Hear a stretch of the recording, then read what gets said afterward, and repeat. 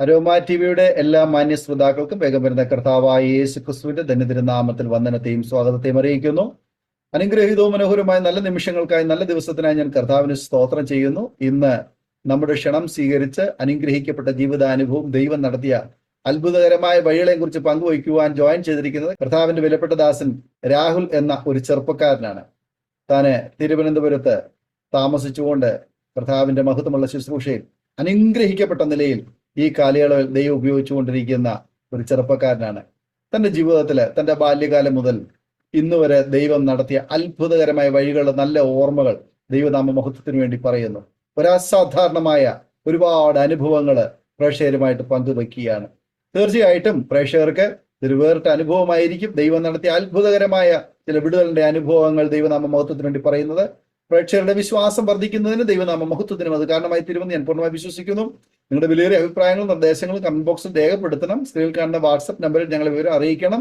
ഞങ്ങൾ നിങ്ങൾക്ക് വേണ്ടി പ്രത്യേകം പ്രാർത്ഥിക്കുന്നു. എല്ലാ തിങ്കളാഴ്ചയും രാത്രി 9 മണി മുതൽ സാക്ഷ്യം പറഞ്ഞ പ്രിയപ്പെട്ടവരോടൊപ്പം പ്രാർത്ഥിപ്പാൻ നിങ്ങൾക്ക് അവസരമുണ്ട്. അതിൽ നിങ്ങൾക്ക് പങ്കാളികളാകാം. കർത്താവ് നമ്മെല്ലാവരെ സഹായിക്കട്ടെ. കർത്താവിന്റെ വിലപ്പെട്ട ദാസൻ പ്രിയ രാഹുലിനെ തികഞ്ഞ സ്നേഹത്തോടും ആദരവോടുകൂടി അരോമാറ്റിയുടെ പ്രേക്ഷകരോടൊപ്പം സമയം ചെലവഴിക്കുന്നതിനായിട്ട് ഞങ്ങൾ ക്ഷണിച്ചു പോകും. കർത്താവിന്റെ അതിപരിശുദ്ധമായ നാമം വാഴ്ത്തപ്പെടുമാറാകട്ടെ. ഈ നല്ല സമയത്തിനായി ഞാൻ കർത്താവിന് സ്തോത്രം ചെയ്യുന്നു, ദൈവത്തെ സ്തുതിക്കുന്നു. പ്രത്യേകിച്ച് എനിക്ക് എൻ്റെ ടെസ്റ്റ് മണി പറയുന്നതിന് വേണ്ടി ഒരു നല്ലൊരു അവസരം പ്രിയ അരോമ TV നൽകി തന്നതിൽ ഞാൻ വളരെ സന്തോഷവാനാണ്. പ്രത്യേകിച്ച് പ്രിയ സാറിനോടുള്ള നന്ദി ഇത്തരണത്തിൽ അറിയിക്കുന്നു. എൻ്റെ പേര് രാഹുൽ AM എന്നാണ്. ഞാൻ വെള്ളനാട് സ്വദേശിയാണ്. എനിക്ക് വൈഫുണ്ട്, ഒരു 2 വയസ്സ് പ്രായമുള്ള ഒരു മകനുണ്ട്. എനിക്ക് അപ്പനുണ്ട്, അമ്മയുണ്ട്, അതുപോലെ ഒരു സഹോദരനുണ്ട്. ഞങ്ങൾ ഒരു വീട്ടിൽ തന്നെയാണ് താമസിക്കുന്നത്. അതോടൊപ്പം തന്നെ ഞാൻ അസംബ്ലീസ് ഓഫ് മലയാളം ഡിസ്ട്രിക്റ്റിന്റെ പാലോട് സെക്ഷനിൽ വേലങ്കോണം സഭയുടെ ശുശ്രൂഷകനായും സേവനം അനുഷ്ഠിക്കുന്നു. ഒത്തിരി കാര്യങ്ങൾ സാക്ഷ്യമായി പറയാൻ ഒത്തിരി കാര്യങ്ങൾ ഉണ്ടെങ്കിൽ പോലും അതിലുപരി ദൈവം ഇന്നുവരെ കൊണ്ടുവന്ന വഴികളെ ഞാൻ ഇന്നും നന്ദിയോടെ ഓർക്കുകയാണ്. എങ്കിലും കർത്താവ് എനിക്ക് തന്ന അനുഭവത്തിൽ നിന്ന് കുറച്ച് കാര്യങ്ങൾ ദൈവമക്കളുമായി പങ്കുവയ്ക്കാൻ ഞാൻ ദൈവനാമത്തിൽ ശരണപ്പെടുകയാണ്. ബാല്യകാലം, നല്ല മാന്യമായ ഒരു ബാല്യകാലം എനിക്ക് റീകളക്ട് ചെയ്യാൻ, അല്ലെങ്കിൽ അതിന്റെ പിന്നാമ്പുറങ്ങൾ പരിശോധിക്കുമ്പോൾ അതെനിക്ക് അത്ര ഭംഗിയുള്ളതായിട്ടൊന്നും തോന്നാറില്ല. എങ്കിൽ പോലും കർത്താവ് എനിക്ക് വേണ്ടി തന്ന നല്ല അവസരങ്ങൾ ബാല്യകാലങ്ങളിൽ ഞാൻ ഇന്നും ഓർക്കാറുണ്ട്. ദൈവം എന്നെ കൊണ്ടുവന്ന വഴികളൊക്കെ നന്ദിയോടെ ഞാൻ സ്മരിക്കാറുണ്ട്. ഒരു CSI ബാക്ക്ഗ്രൗണ്ടിലാണ് ഞാൻ ജനിച്ച് വളർത്തപ്പെടുന്നത്. എൻ്റെ പപ്പയുടെ 25ാമത്തെ വയസ്സിലും എൻ്റെ അമ്മയുടെ 18ാമത്തെ വയസ്സിലുമായിരുന്നു അവരുടെ വിവാഹം. അതിനനന്തരം 2 വർഷങ്ങൾ തലമുറയില്ലാതെ എൻ്റെ മാതാപിതാക്കൾ ഭാരപ്പെട്ടു. എന്നാൽ ദൈവം അവർക്ക് എന്നെ ആദ്യമായി ദാനമായി നൽകി. ഏകദേശം ഞാൻ ജനിച്ച് 2 ആഴ്ചകൾക്കകം തന്നെ എൻ്റെ ജീവൻ ഈ ലോകത്ത് നിന്ന് മാറ്റപ്പെടാൻ വളരെ വലിയ സാഹചര്യവും സാധ്യതകളും ആ സമയത്ത് ഉണ്ടായി. ന്യൂമോണിയ എന്ന രോഗം അതികഠിനമായി എന്നെ ബാധിക്കുകയും ആശുപത്രിയിൽ തന്നെ ഏകദേശം ഒരു 20 ദിവസത്തിലധികം ഞാൻ ഹോസ്പിറ്റലിൽ അഡ്മിറ്റ് ആയിരുന്നു. അന്ന് വെന്റിലേറ്ററിന്റെ സഹായത്തോടു കൂടി 3 ദിവസം, അതിനുശേഷം ICUവിൽ തന്നെ ഞാൻ ഏകദേശം ഒരു 17 ദിവസത്തോളം ഞാൻ കിടന്ന അനുഭവങ്ങളുണ്ടായിരുന്നു.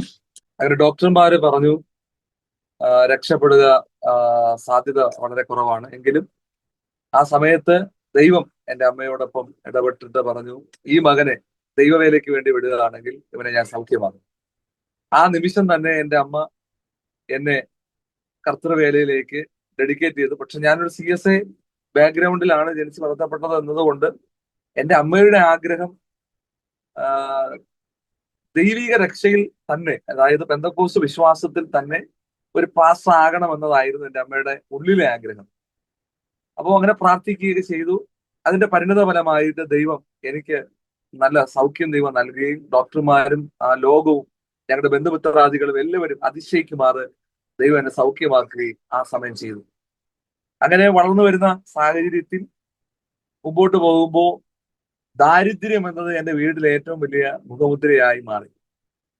ഞങ്ങള് 11ാമത്തെ വയസ്സിൽ തന്നെ പല സ്ഥലങ്ങളിലും രാവിലെ 4 മണി മുതൽ 8:30 മണി വരെയുള്ള സമയങ്ങളിൽ പോയി ജോലി ചെയ്യേണ്ട അനുഭവങ്ങൾ ഉണ്ടായി.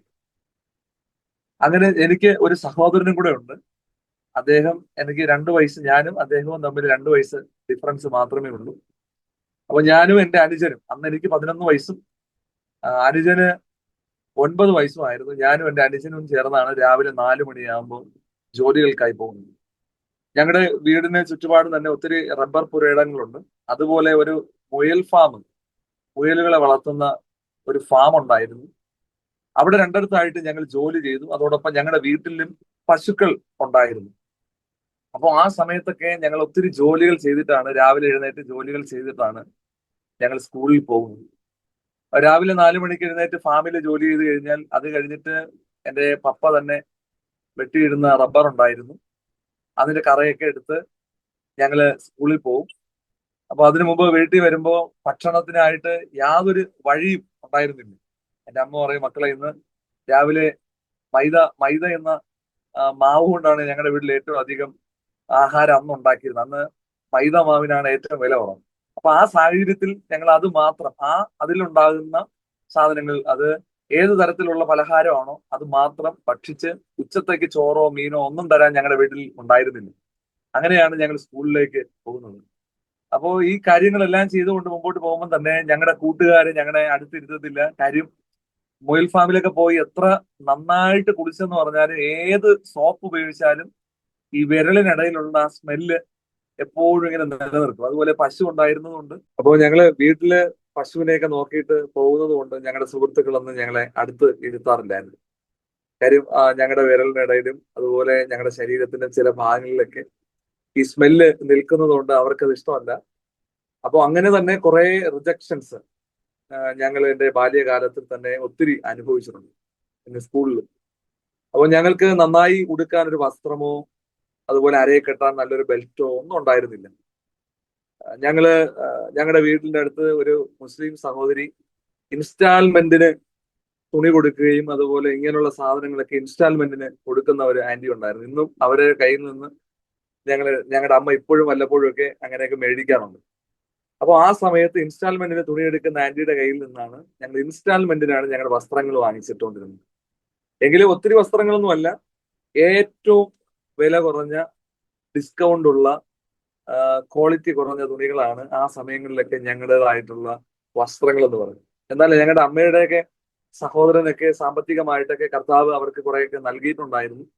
എന്നാൽ അവരുടെ വീട്ടിൽ അവരുടെ മക്കളൊക്കെ ഇട്ടുപേക്ഷിച്ച ചെരുപ്പ്, ഇട്ടുപേക്ഷിച്ച ഷൂ, ഇട്ടുപേക്ഷിച്ച ബെൽറ്റ്, ഷർട്ടുകള്, ഈ കറയായ ഷർട്ടുകള്, ഇതൊക്കെയാണ് ഞങ്ങൾ അവരിൽ നിന്ന് മാത്രം സ്വീകരിച്ച് ഞങ്ങൾ അങ്ങനെ ഉപയോഗിക്കുമായിരുന്നു.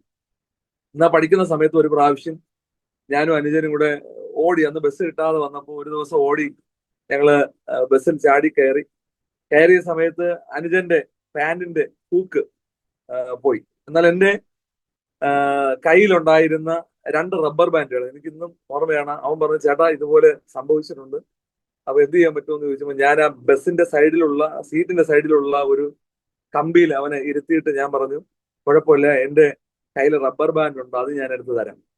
അങ്ങനെ വരെ ഞങ്ങള് വസ്ത്രം ധരിച്ചുകൊണ്ട് സ്കൂളിൽ പോയ അനുഭവങ്ങൾ ഞങ്ങൾക്കുണ്ട്. എന്നാൽ ഒരു ദിവസം എൻ്റെ 14ാമത്തെ വയസ്സിൽ ഞങ്ങൾ അവിടെ തന്നെ ജോലി ചെയ്യുമ്പോൾ, രാവിലെ പോയി ജോലി ചെയ്യുന്നിടത്ത് അവിടെ കുറച്ച് മണ്ണ് മാറ്റാനുള്ള ഒരു ജോലിയും കൂടെ ഞങ്ങൾ എടുത്ത് ചെയ്യുകയായിരുന്നു. മണ്ണ് മാറ്റുന്ന സമയത്ത് ഈ ചീത്തയായി കിടക്കുന്ന ഈ മുയലിന്റെയൊക്കെ വേസ്റ്റ് കിടക്കുന്ന ഭാഗത്തുള്ള മണ്ണൊക്കെ റിമൂവ് ചെയ്തിട്ട് നല്ല മണ്ണ് കൊണ്ടിടുകയായിരുന്നു ഞങ്ങളുടെ ജോലി. അന്ന് ഞങ്ങൾക്ക് അത്രയും ജോലി ഒരു 2-3 മണിക്കൂർ ചെയ്തു കഴിഞ്ഞാൽ 75 രൂപ തരുമായിരുന്നു. 75 രൂപ ഞങ്ങൾക്ക് തരുമായിരുന്നു. അങ്ങനെ ഞാനും എൻ്റെ അനുജനും കൂടെ ഉത്സാഹത്തോടു കൂടി ജോലി ചെയ്യുമ്പോൾ ഓണർ വന്ന് ഞങ്ങൾക്ക് പൈസ തരാൻ നേരത്ത് ആദ്യം പണി ചെയ്ത സ്ഥലങ്ങളൊക്കെ നോക്കട്ടെ, എന്നിട്ടേ നിങ്ങൾക്ക് ഞാൻ പൈസ തരത്തുള്ളൂ. അങ്ങനെ ഞങ്ങള് ചെന്ന ആ സ്ഥലങ്ങളെല്ലാം കാണിച്ചു കൊടുത്തു. ഒരു സ്ഥലത്ത്, ഞങ്ങളുടെ കണ്ണെത്താത്ത ഒരു സ്ഥലത്ത് ഒരല്പം വേസ്റ്റ് വൃത്തിയാകാതെ കിടന്ന സമയത്ത് എന്നെ അദ്ദേഹം പുറങ്കാലു കൊണ്ട് തട്ടിയിട്ട ഒരു അനുഭവം എനിക്കുണ്ട്. അന്നേരം ഞാൻ നേരെ ചെന്ന് ആ വൃത്തിയില്ലാത്ത ഹീനമായി കിടക്കുന്ന ആ സ്ഥലത്ത് തന്നെ, ഇതിന്റെയൊക്കെ കാഷ്ടങ്ങൾ കിടക്കുന്ന സ്ഥലത്ത് തന്നെ ചെന്ന് വീഴുകയും ആ ഡ്രസ്സോടുകൂടി ഞാൻ എൻ്റെ വീട്ടിലോട്ട് പോവുകയും ചെയ്തു. അന്നേരം എന്റെ അമ്മ വീട്ടിൽ വന്നോണ്ട് ചോദിച്ചു, എന്ത് പറ്റിയടാ, ദേഹമെല്ലാം ഇങ്ങനെ വൃത്തികേടായിരിക്കുന്നുണ്ട്. അന്നേരം ഞാൻ പറഞ്ഞു, വേറെ ഒന്നുമില്ല അമ്മ, ഞാൻ തെന്നി വീണതാണെന്ന് പറഞ്ഞ് അന്നത്തെ ഒരു ദിവസം ഞാനത് എന്റെ അനിയനോടും പറഞ്ഞു പറയരുത് എന്ന് പറഞ്ഞ് ഞങ്ങൾ അങ്ങ് വിട്ടു. എന്നാൽ കാലം സമയങ്ങളൊക്കെ കുറച്ച് കഴിഞ്ഞ് വന്നപ്പോ അങ്ങനെയുള്ള ജോലി അവിടെ ഇല്ലാതെ വന്നു. ഞങ്ങള് ഞങ്ങള് സ്വന്തമായിട്ട് മരം ടാപ്പ് ചെയ്യാൻ തുടങ്ങി. അത് കഴിഞ്ഞ് +1 ഒക്കെ ആകുന്ന സമയത്ത് ഞങ്ങള് ദൈവത്തിന്റെ സന്നിധിയിൽ അടുക്കാനുള്ള സാഹചര്യങ്ങളൊക്കെ ഞങ്ങൾക്ക് കിട്ടി. അങ്ങനെ ഒരു പാസ്റ്റർ ഞങ്ങളുടെ ഏരിയയിൽ വന്ന് സുവിശേഷം പറഞ്ഞു കൊണ്ടുവന്ന ഒരു സാഹചര്യം ഉണ്ടായി. അദ്ദേഹം ഈ ദേശത്തൂടെയൊക്കെ സഞ്ചരിക്കും. വല്ലപ്പോഴൊക്കെ ഞങ്ങളെ കാണുമ്പോൾ ശരിക്കും ഞങ്ങളുടെ മുഖത്ത് നോക്കി. അപ്പോ നിങ്ങൾ ഒരു സൺഡേ സ്കൂളിൽ വെച്ച് കഴിഞ്ഞാൽ വരുമോ എന്നൊക്കെ ഞങ്ങളോട് ചോദിച്ചു. അന്നേരം ഞങ്ങൾ പറഞ്ഞു, പക്ഷേ സൺഡേ സ്കൂളൊന്നും വെച്ച് കഴിഞ്ഞാൽ ഞങ്ങൾ വരത്തില്ല, എന്റെ അപ്പം ഭയങ്കര പ്രശ്നമാണ്, ഇച്ചിരി മദ്യപാനിയാണ്, വരാൻ പറ്റത്തില്ല, അത് ഞങ്ങൾക്കറിയില്ല, അമ്മയോട് ചോദിക്കാൻ പറഞ്ഞു. അന്ന് എന്ത് കാര്യം ഉണ്ടെങ്കിലും ആരെന്ത് ചോദിച്ചു കഴിഞ്ഞാൽ അമ്മയോട് ചോദിക്കാനാണ് കൂടുതലും പറയുന്നത്. അമ്മ എന്ത് പറയുന്നു അത് കേൾക്കാൻ വേണ്ടി മാത്രമാണ് ഞങ്ങൾ ഇഷ്ടപ്പെട്ടിരുന്നത്. അപ്പൊ ആ സമയം പാസ്റ്റർ വന്ന ഒരു ദിവസം അമ്മയോട് പറഞ്ഞു, ഈ പിള്ളേരെയും കൂടെ സൺഡേ സ്കൂളിന് വിടണം, താഴെ ഒരു വീട്ടിൽ വെച്ച് സൺഡേ സ്കൂൾ നടക്കും, നിങ്ങൾ അവരെ വിടണം. അന്നേരം ഞങ്ങൾ പറഞ്ഞു, അമ്മ എന്നാൽ ഞങ്ങൾ പൊക്കോട്ടെ എന്ന് ചോദിച്ചു. അന്നേരം പറഞ്ഞു ഓക്കെ പോകാൻ പറഞ്ഞു. അങ്ങനെ പിറ്റേ ഞായറാഴ്ച 2 മണിയായപ്പോൾ അവിടെ ബ്രാഞ്ച് സൺഡേ സ്കൂൾ, അസംബ്ലീസ് ബോർഡിന്റെ തന്നെ കാട്ടാക്കട സെക്ഷൻ കണിയാർകുളം സഭയുടെ ഒരു ബ്രാഞ്ച് സൺഡേ സ്കൂൾ ആ സമയത്ത് തുടങ്ങി. ഞങ്ങളും അതില് ആദ്യമായി പങ്കെടുക്കാൻ വേണ്ടി പോയി. CSI ചർച്ചിലായിരുന്ന സമയത്ത് ഞങ്ങൾ അങ്ങനെ സൺഡേ സ്കൂളിലോ ബാലജന സഖ്യത്തിലോ അതിൻ്റെതായിട്ടുള്ള യൗവന ഇങ്ങനെയുള്ള ഡിപ്പാർട്ട്മെന്റുകളിലൊന്നും ഞങ്ങൾ പങ്കെടുത്തിരുന്നില്ല. ഞങ്ങൾ ആക്റ്റീവ് അല്ലായിരുന്നു. വെറുതെ ഞായറാഴ്ച ആരാധനയ്ക്ക് പോകും, കൈകെട്ടി അതിന്റെ ഫ്രണ്ടിൽ ചെന്നിരിക്കും, അടുത്തിരിക്കുന്ന പിള്ളേരെയൊക്കെ ഞുണങ്ങിയും അവരെയൊക്കെ ഒന്ന് തട്ടിയും തലോടിയൊക്കെ ഞങ്ങൾ ഇരുന്നിട്ട് ചുമ്മാ വെറുതെ ഇങ്ങ് ഇറങ്ങി പോകുന്ന ഒരു പരിപാടിയായിരുന്നു. എന്നാൽ അവിടെ ചെന്നപ്പോൾ ഒരു വ്യത്യസ്തമായ പ്രാർത്ഥന, വ്യത്യസ്തമായ ചുറ്റുപാട്, വ്യത്യസ്തമായ വ്യക്തികള്, വ്യത്യസ്തമായ വചനത്തിന്റെ സംഭാഷണങ്ങൾ, അതൊക്കെ കേട്ടപ്പോൾ ഒരു കൗതുകമാണ് ആദ്യം എനിക്ക് തോന്നിയത്. എന്നാൽ ഞാൻ എന്റെ അനിയനോട് പറഞ്ഞു, എടാ ഇത് രസമുണ്ടല്ലോ. അപ്പോ അവരൊരു ആക്ഷൻ സോങ്, ആദ്യമായി ഒരു ആക്ഷൻ സോങ് ആണ് അവിടെ പഠിപ്പിച്ചത്. അപ്പൊ അവിടെ ആക്ഷൻ സോങ് പഠിപ്പിക്കുന്ന സമയത്ത് പിള്ളേർക്ക് കളിക്കാനുള്ള അവസരം കിട്ടി. എന്നാൽ ഞങ്ങളും അതുപോലെ ഒരു അവസരം, അവര് പാട്ട് പാടുന്ന സമയത്ത് ഞങ്ങൾക്കും കളിക്കാൻ അവസരം തന്നപ്പോൾ ഞങ്ങളെ തന്നെ മതി പറഞ്ഞ് ഞങ്ങൾ അവിടെ കളിക്കാനൊക്കെ ഇടയായിട്ടുണ്ട്. അങ്ങനെ ഞങ്ങൾ ആ ഒരു പ്രോഗ്രാമിൽ, സൺഡേ സ്കൂൾ എന്ന പ്രോഗ്രാമിൽ വളരെയധികം ആക്റ്റീവ് ആകാൻ തുടങ്ങുന്ന സമയത്ത് ഞങ്ങളുടെ വീട്ടിൽ ഭയങ്കര പ്രശ്നങ്ങളായിരുന്നു. എന്റെ അപ്പൻ ഒരു മദ്യപാനി ആയതുകൊണ്ട് തന്നെ വീട്ടില് ഞങ്ങളുടെ അയൽവക്കക്കാരുമായിട്ടൊക്കെ ഒത്തിരി പ്രശ്നങ്ങളൊക്കെ നടക്കും. അപ്പൊ എല്ലാ ദിവസങ്ങളിലും രാത്രി 12 മണി 1 മണിയൊക്കെ ആകുമ്പോഴാണ് ഞങ്ങളുടെ ഉറക്ക സമയം. കാര്യം വൈകുന്നേരം വന്നു കഴിഞ്ഞു കഴിഞ്ഞാൽ 8 മണി മുതൽ അപ്പനും വീട്ടിലെ പുറകിലൊക്കെ 1-2 ആൾക്കാരുണ്ടായിരുന്നു. അവരുമായിട്ടൊക്കെ നല്ല വാക്കുകൊണ്ടും അതുപോലെ കൈകൾ കൊണ്ടും ഒക്കെ വർക്ക് ചെയ്തുകൊണ്ടിരിക്കുന്ന ഒരു സമയമാണ് ആ സമയങ്ങളെല്ലാം. അപ്പോൾ ഞങ്ങളുടെ വീട്ടിൽ വെറും കാഴ്ചക്കാരായി ഇരിക്കുന്ന ഒരു അനുഭവം ഉണ്ടായി. അപ്പോൾ വൈകിയ ഒരു 9-10 മണി സമയമാകുമ്പോൾ ഞങ്ങളുടെ അയൽക്കാരെല്ലാം, മുകളിലും താഴെയുള്ളവരെല്ലാം ഞങ്ങളുടെ വീട്ടിന്റെ മുറ്റത്ത് വന്ന് നിൽക്കുന്നത് പതിവായിരുന്നു. അപ്പോൾ ഞങ്ങളുടെ അപ്പൻ ഒരു വഴി കൂടെ പ്രശ്നം ഉണ്ടാക്കുന്നു, അപ്പുറത്തെ വീട്ടിലെ അങ്കിളും അവിടുത്തെ ആന്റിയും എല്ലാവരും വേറൊരു വഴിയിൽ. അമ്മ സമാധാനമില്ലാതെ വളരെ ഭാരപ്പെട്ട് നിലവിളിയോടും കണ്ണുനീരോടും കൂടിയൊക്കെ ഓടി പല സ്ഥലങ്ങളിൽ ചെല്ലുകയും കരഞ്ഞു പറയുകയും പിടിച്ചു മാറ്റാൻ വേണ്ടി പലരോട് അഭ്യർത്ഥിക്കുകയും, എന്നാൽ പലരും വന്ന് ഈ പ്രശ്നത്തെ രൂക്ഷമാക്കാൻ ശ്രമിക്കുന്ന അനുഭവങ്ങളുണ്ടായി. എന്നാൽ ഞങ്ങള് കുഞ്ഞു പിള്ളേർക്ക് ഇതൊരു കൗതുകവും അതോടൊപ്പം തന്നെ സങ്കടവും നിലവിളിക്കാനുള്ള അവസരങ്ങളും ഒക്കെ ആയി മാറുന്ന ഒരു സാഹചര്യം ഉണ്ടായി.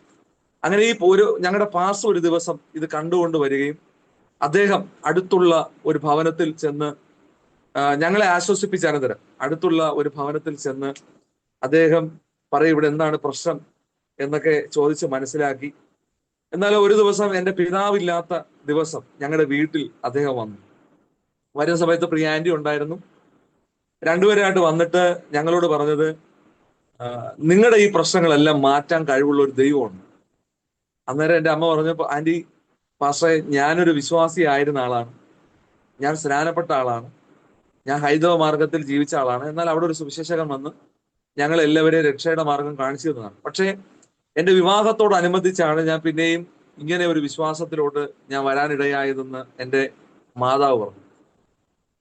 അപ്പോ അവര് പറഞ്ഞുകൊണ്ടിരുന്ന കാര്യങ്ങൾ ഇച്ചിരി കൂടെ ആഴത്തിൽ, അമ്മയ്ക്ക് ദൈവത്തെക്കുറിച്ച് അറിയാം എന്നതുകൊണ്ട് ഇച്ചിരി കൂടെ ആഴത്തിൽ പറയാൻ തുടങ്ങി. എന്നാൽ ആ ദൈവം നീ മനസ്സിലാക്കിയ, അല്ലെങ്കിൽ സിസ്റ്റർ മനസ്സിലാക്കിയ ആ ദൈവം ഇന്നും ജീവിക്കുന്ന ദൈവമാണ്. ഈ പ്രതികൂലങ്ങളിൽ നിന്നെല്ലാം വിടുവിക്കാൻ പറ്റും. എന്നാൽ പഴയതിനേക്കാളും നന്നായിട്ട് ഈ ദൈവത്തെ ആരാധിക്കാൻ ശ്രമിക്കണം.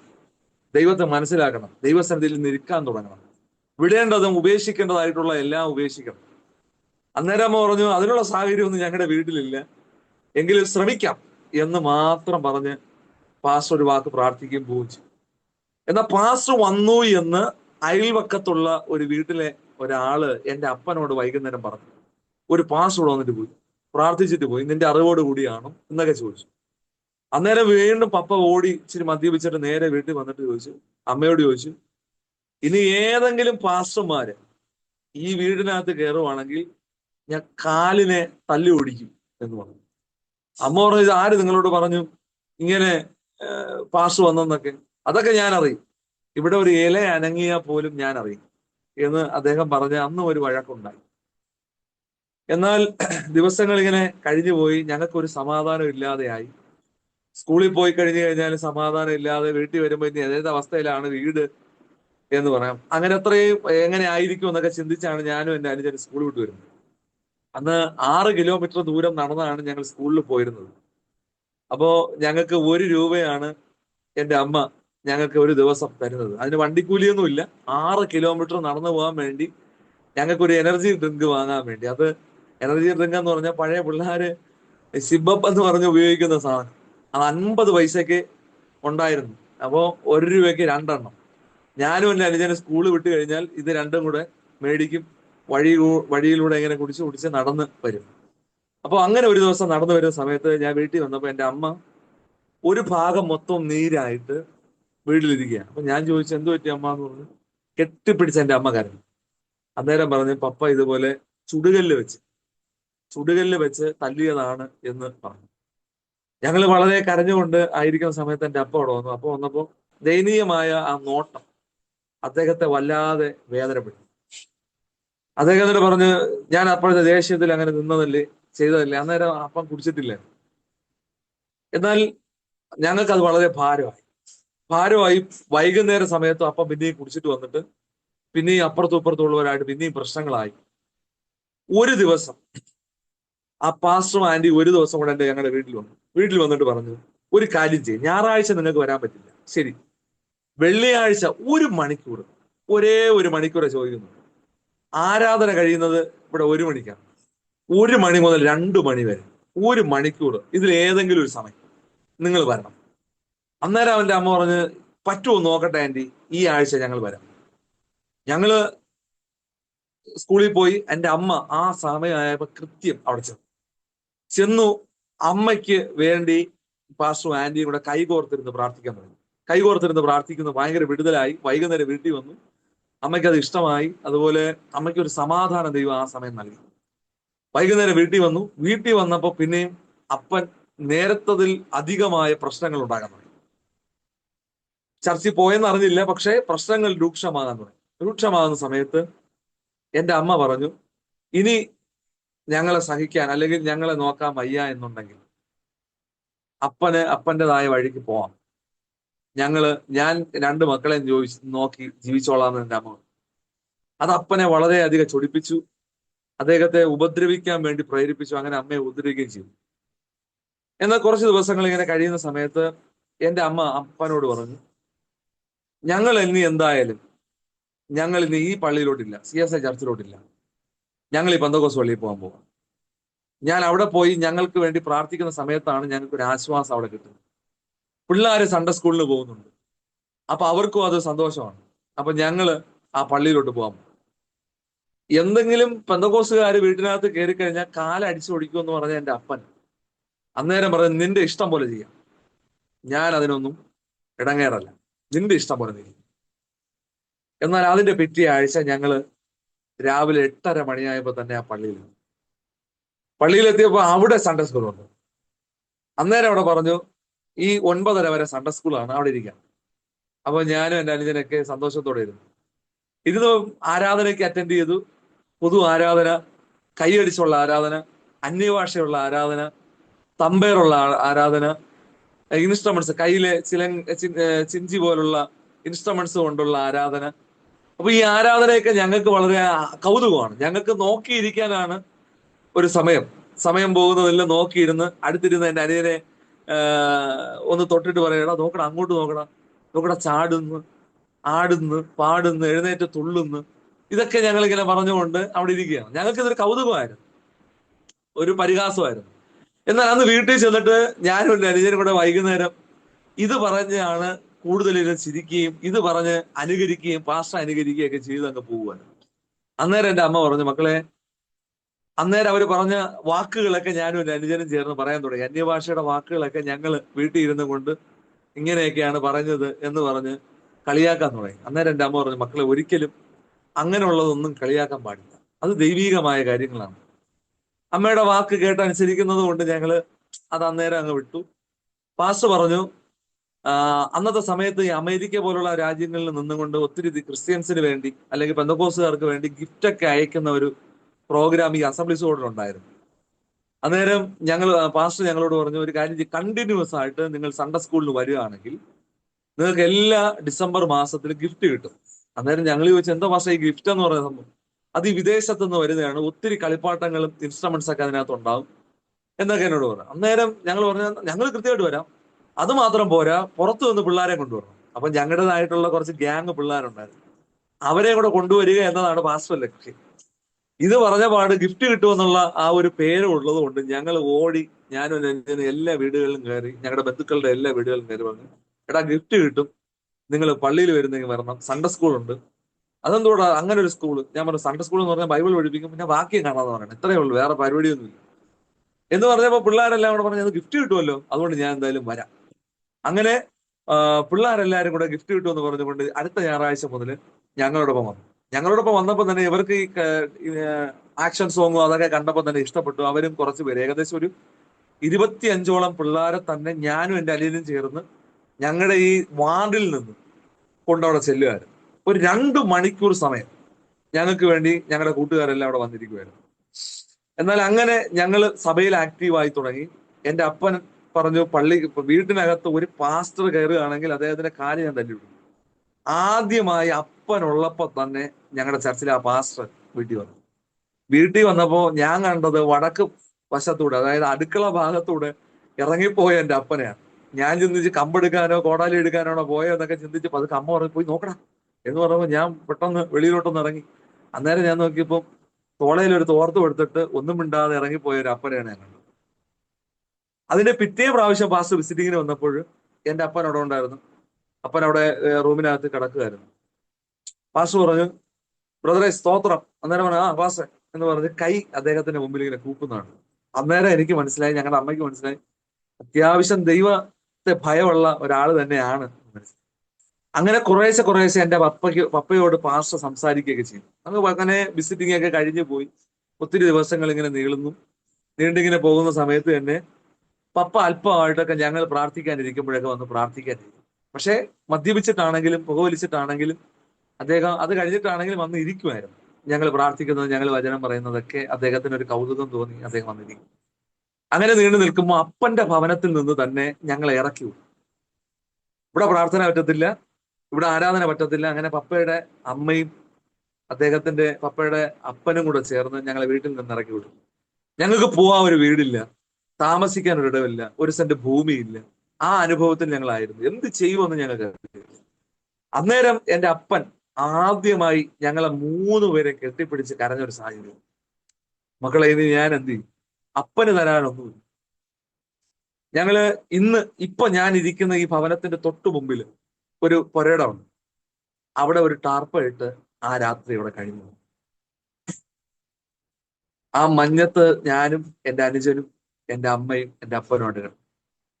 ഒരു സാഹചര്യം ഇത് കണ്ട് ഞങ്ങളുടെ വീടിന്റെ തൊട്ട് താഴെ പപ്പയുടെ തന്നെ ഒരു ബന്ധത്തിലുള്ള ഒരു ആന്റിയുണ്ട്.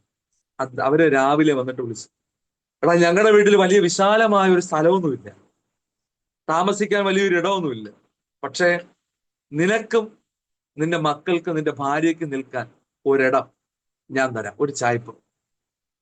പപ്പ വളരെ സന്തോഷത്തോടു കൂടി ഞങ്ങളെ വാരി പുണർന്ന് നേരെ അവിടെ ചെല്ലുകയാണ്. അവിടെ ചെന്ന് 2-3 മാസങ്ങളൊക്കെ വളരെ സന്തോഷത്തോടെയൊക്കെ ഞങ്ങൾ പോയി. ഒരു 7 മാസം വരെ കഷ്ടിച്ച് ഞങ്ങൾ ആ വീട്ടിൽ പാർക്കും. എങ്കിലും വലിയ വിധമായ പ്രശ്നങ്ങളൊന്നും ഉണ്ടാകാതെ ഞങ്ങൾ അന്യരായത് കൊണ്ട്, ആ ഭവനം ഞങ്ങളുടേതല്ലാത്തത് കൊണ്ട് അഡ്ജസ്റ്റ് ചെയ്ത് ഒരു അരപ്പരുവത്തിൽ പോയി.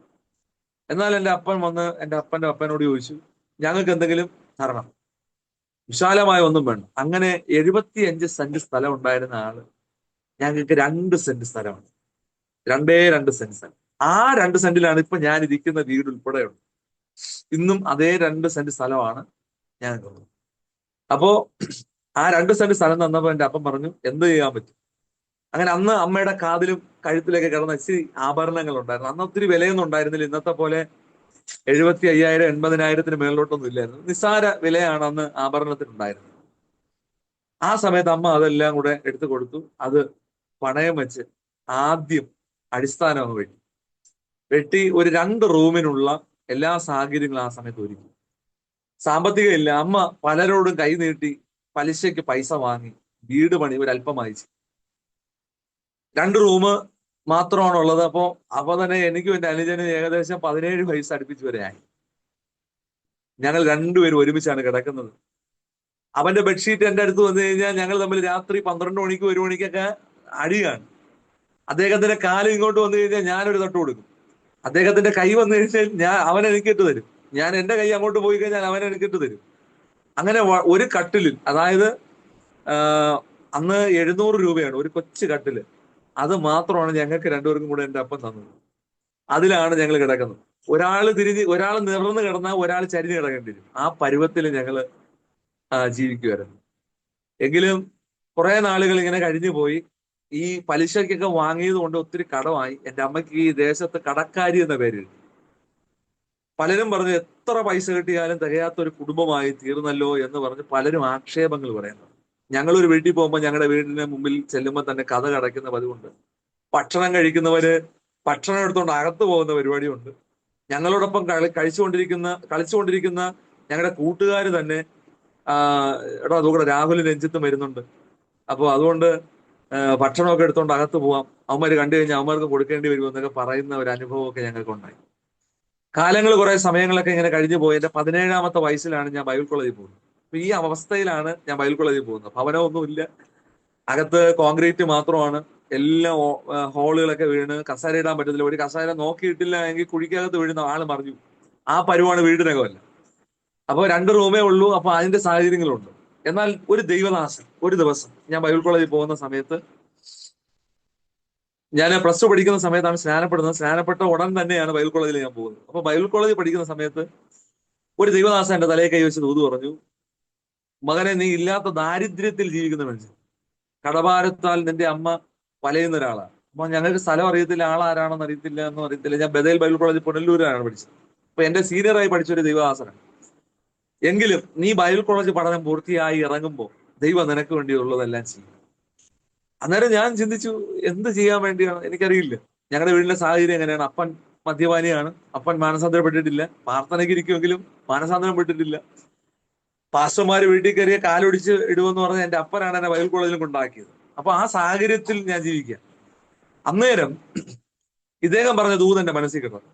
1ാമത്തെ ഇയർ ആയി. 2ാമത്തെ ഇയർ ആയപ്പോ പ്രസംഗിക്കാൻ അറിയില്ല, പാടാൻ അറിയില്ല, നേരെ ബൈബിൾ വായിക്കാൻ അറിയില്ല. അപ്പൊ ഇങ്ങനെയുള്ള സാഹചര്യങ്ങളൊക്കെ എന്റെ മുമ്പിൽ ഉണ്ടായിരുന്നത്. കടക്കാരിയുടെ മക്കളെ ആരാദരിച്ചില്ലെങ്കിലും ദൈവം ആദരിക്കും. ഇരക്കുന്നവളുടെ മക്കളെ ആരാദരിച്ചില്ലെങ്കിലും ദൈവം ആദരിക്കുന്നു. അന്നേരം ഞാൻ എൻ്റെ അമ്മയോട് ഈ ദൂതൊക്കെ എന്നോട് പറഞ്ഞ ഈ ദൂതൊക്കെ ഞാൻ ഒന്നും കൂടെ എടുത്തു പറയുകയാണ്. അമ്മ ഇങ്ങനെയൊക്കെ പറഞ്ഞിട്ടുണ്ട്. അന്നേരം അമ്മ ഞങ്ങളെ കെട്ടിപ്പിടിച്ചൊരു വാക്ക് പ്രാർത്ഥിച്ചത് എനിക്ക് ഇന്നും എനിക്ക് ഓർമ്മയാണ്. കർത്താവേ, എൻ്റെ മക്കൾ ഒരു മനുഷ്യനോടും അലയാനും ഒരു മനുഷ്യന്റെ മുമ്പിൽ കൈ നീട്ടാനും ഒരിക്കലും ദൈവം ഇടവരുത്തരുത് എന്ന് പറഞ്ഞു. ഞാൻ ബദേലിൽ നിന്ന് ഗ്രാജുവേറ്റ് ചെയ്യുന്നു. അന്നും പ്രസംഗിക്കാൻ അറിയില്ല, നേരെ ഒരു വാക്ക് പറയാൻ അറിയത്തില്ല. ഞാൻ അങ്ങനെ വീട്ടിലിരിക്കുന്നു. എനിക്ക് എന്ത് ഗ്രാജുവേറ്റ് ചെയ്ത് വീട്ടിലിരിക്കുന്നു, സുവിശേഷം പറയാൻ അറിയത്തില്ല, ഒരിടത്ത് പോയി എന്ത് ചെയ്യാനെന്ന് അറിയില്ല. ഞാൻ ഇന്ന് വരെ ആ സമയത്ത് ഒരിക്കലും ഒരു സ്ഥലത്ത് പോലും പ്രസംഗിച്ചിട്ട് പോലുമില്ല. ചാപ്പലിൽ എഴുതി വെച്ച് വായിക്കുന്നതല്ലാതെ പ്രസംഗിക്കാൻ പോലും പോയിട്ടില്ല. അപ്പൊ ആ സാഹചര്യത്തിൽ നിന്നുകൊണ്ടാണ് ഞാൻ ഒരു വർഷം ഗ്യാപ്പിട്ട് ചെറുവയ്ക്കലുള്ള ന്യൂ ലൈഫിൽ പോകുന്നത്. ന്യൂ ലൈഫിൽ ബൈബിൾ കോളേജിൽ പോയപ്പോൾ അവിടെ കുറെ ആത്മീയ കാര്യങ്ങളൊക്കെ എനിക്ക് കുറച്ചും കൂടെയൊക്കെ ആഴമായിട്ട് പഠിക്കാൻ ദൈവം എനിക്ക് അവസരങ്ങൾ തന്നു. പ്രാർത്ഥിക്കാൻ പഠിച്ചു. ആദ്യമായി ഉപവസിക്കാൻ തുടങ്ങി.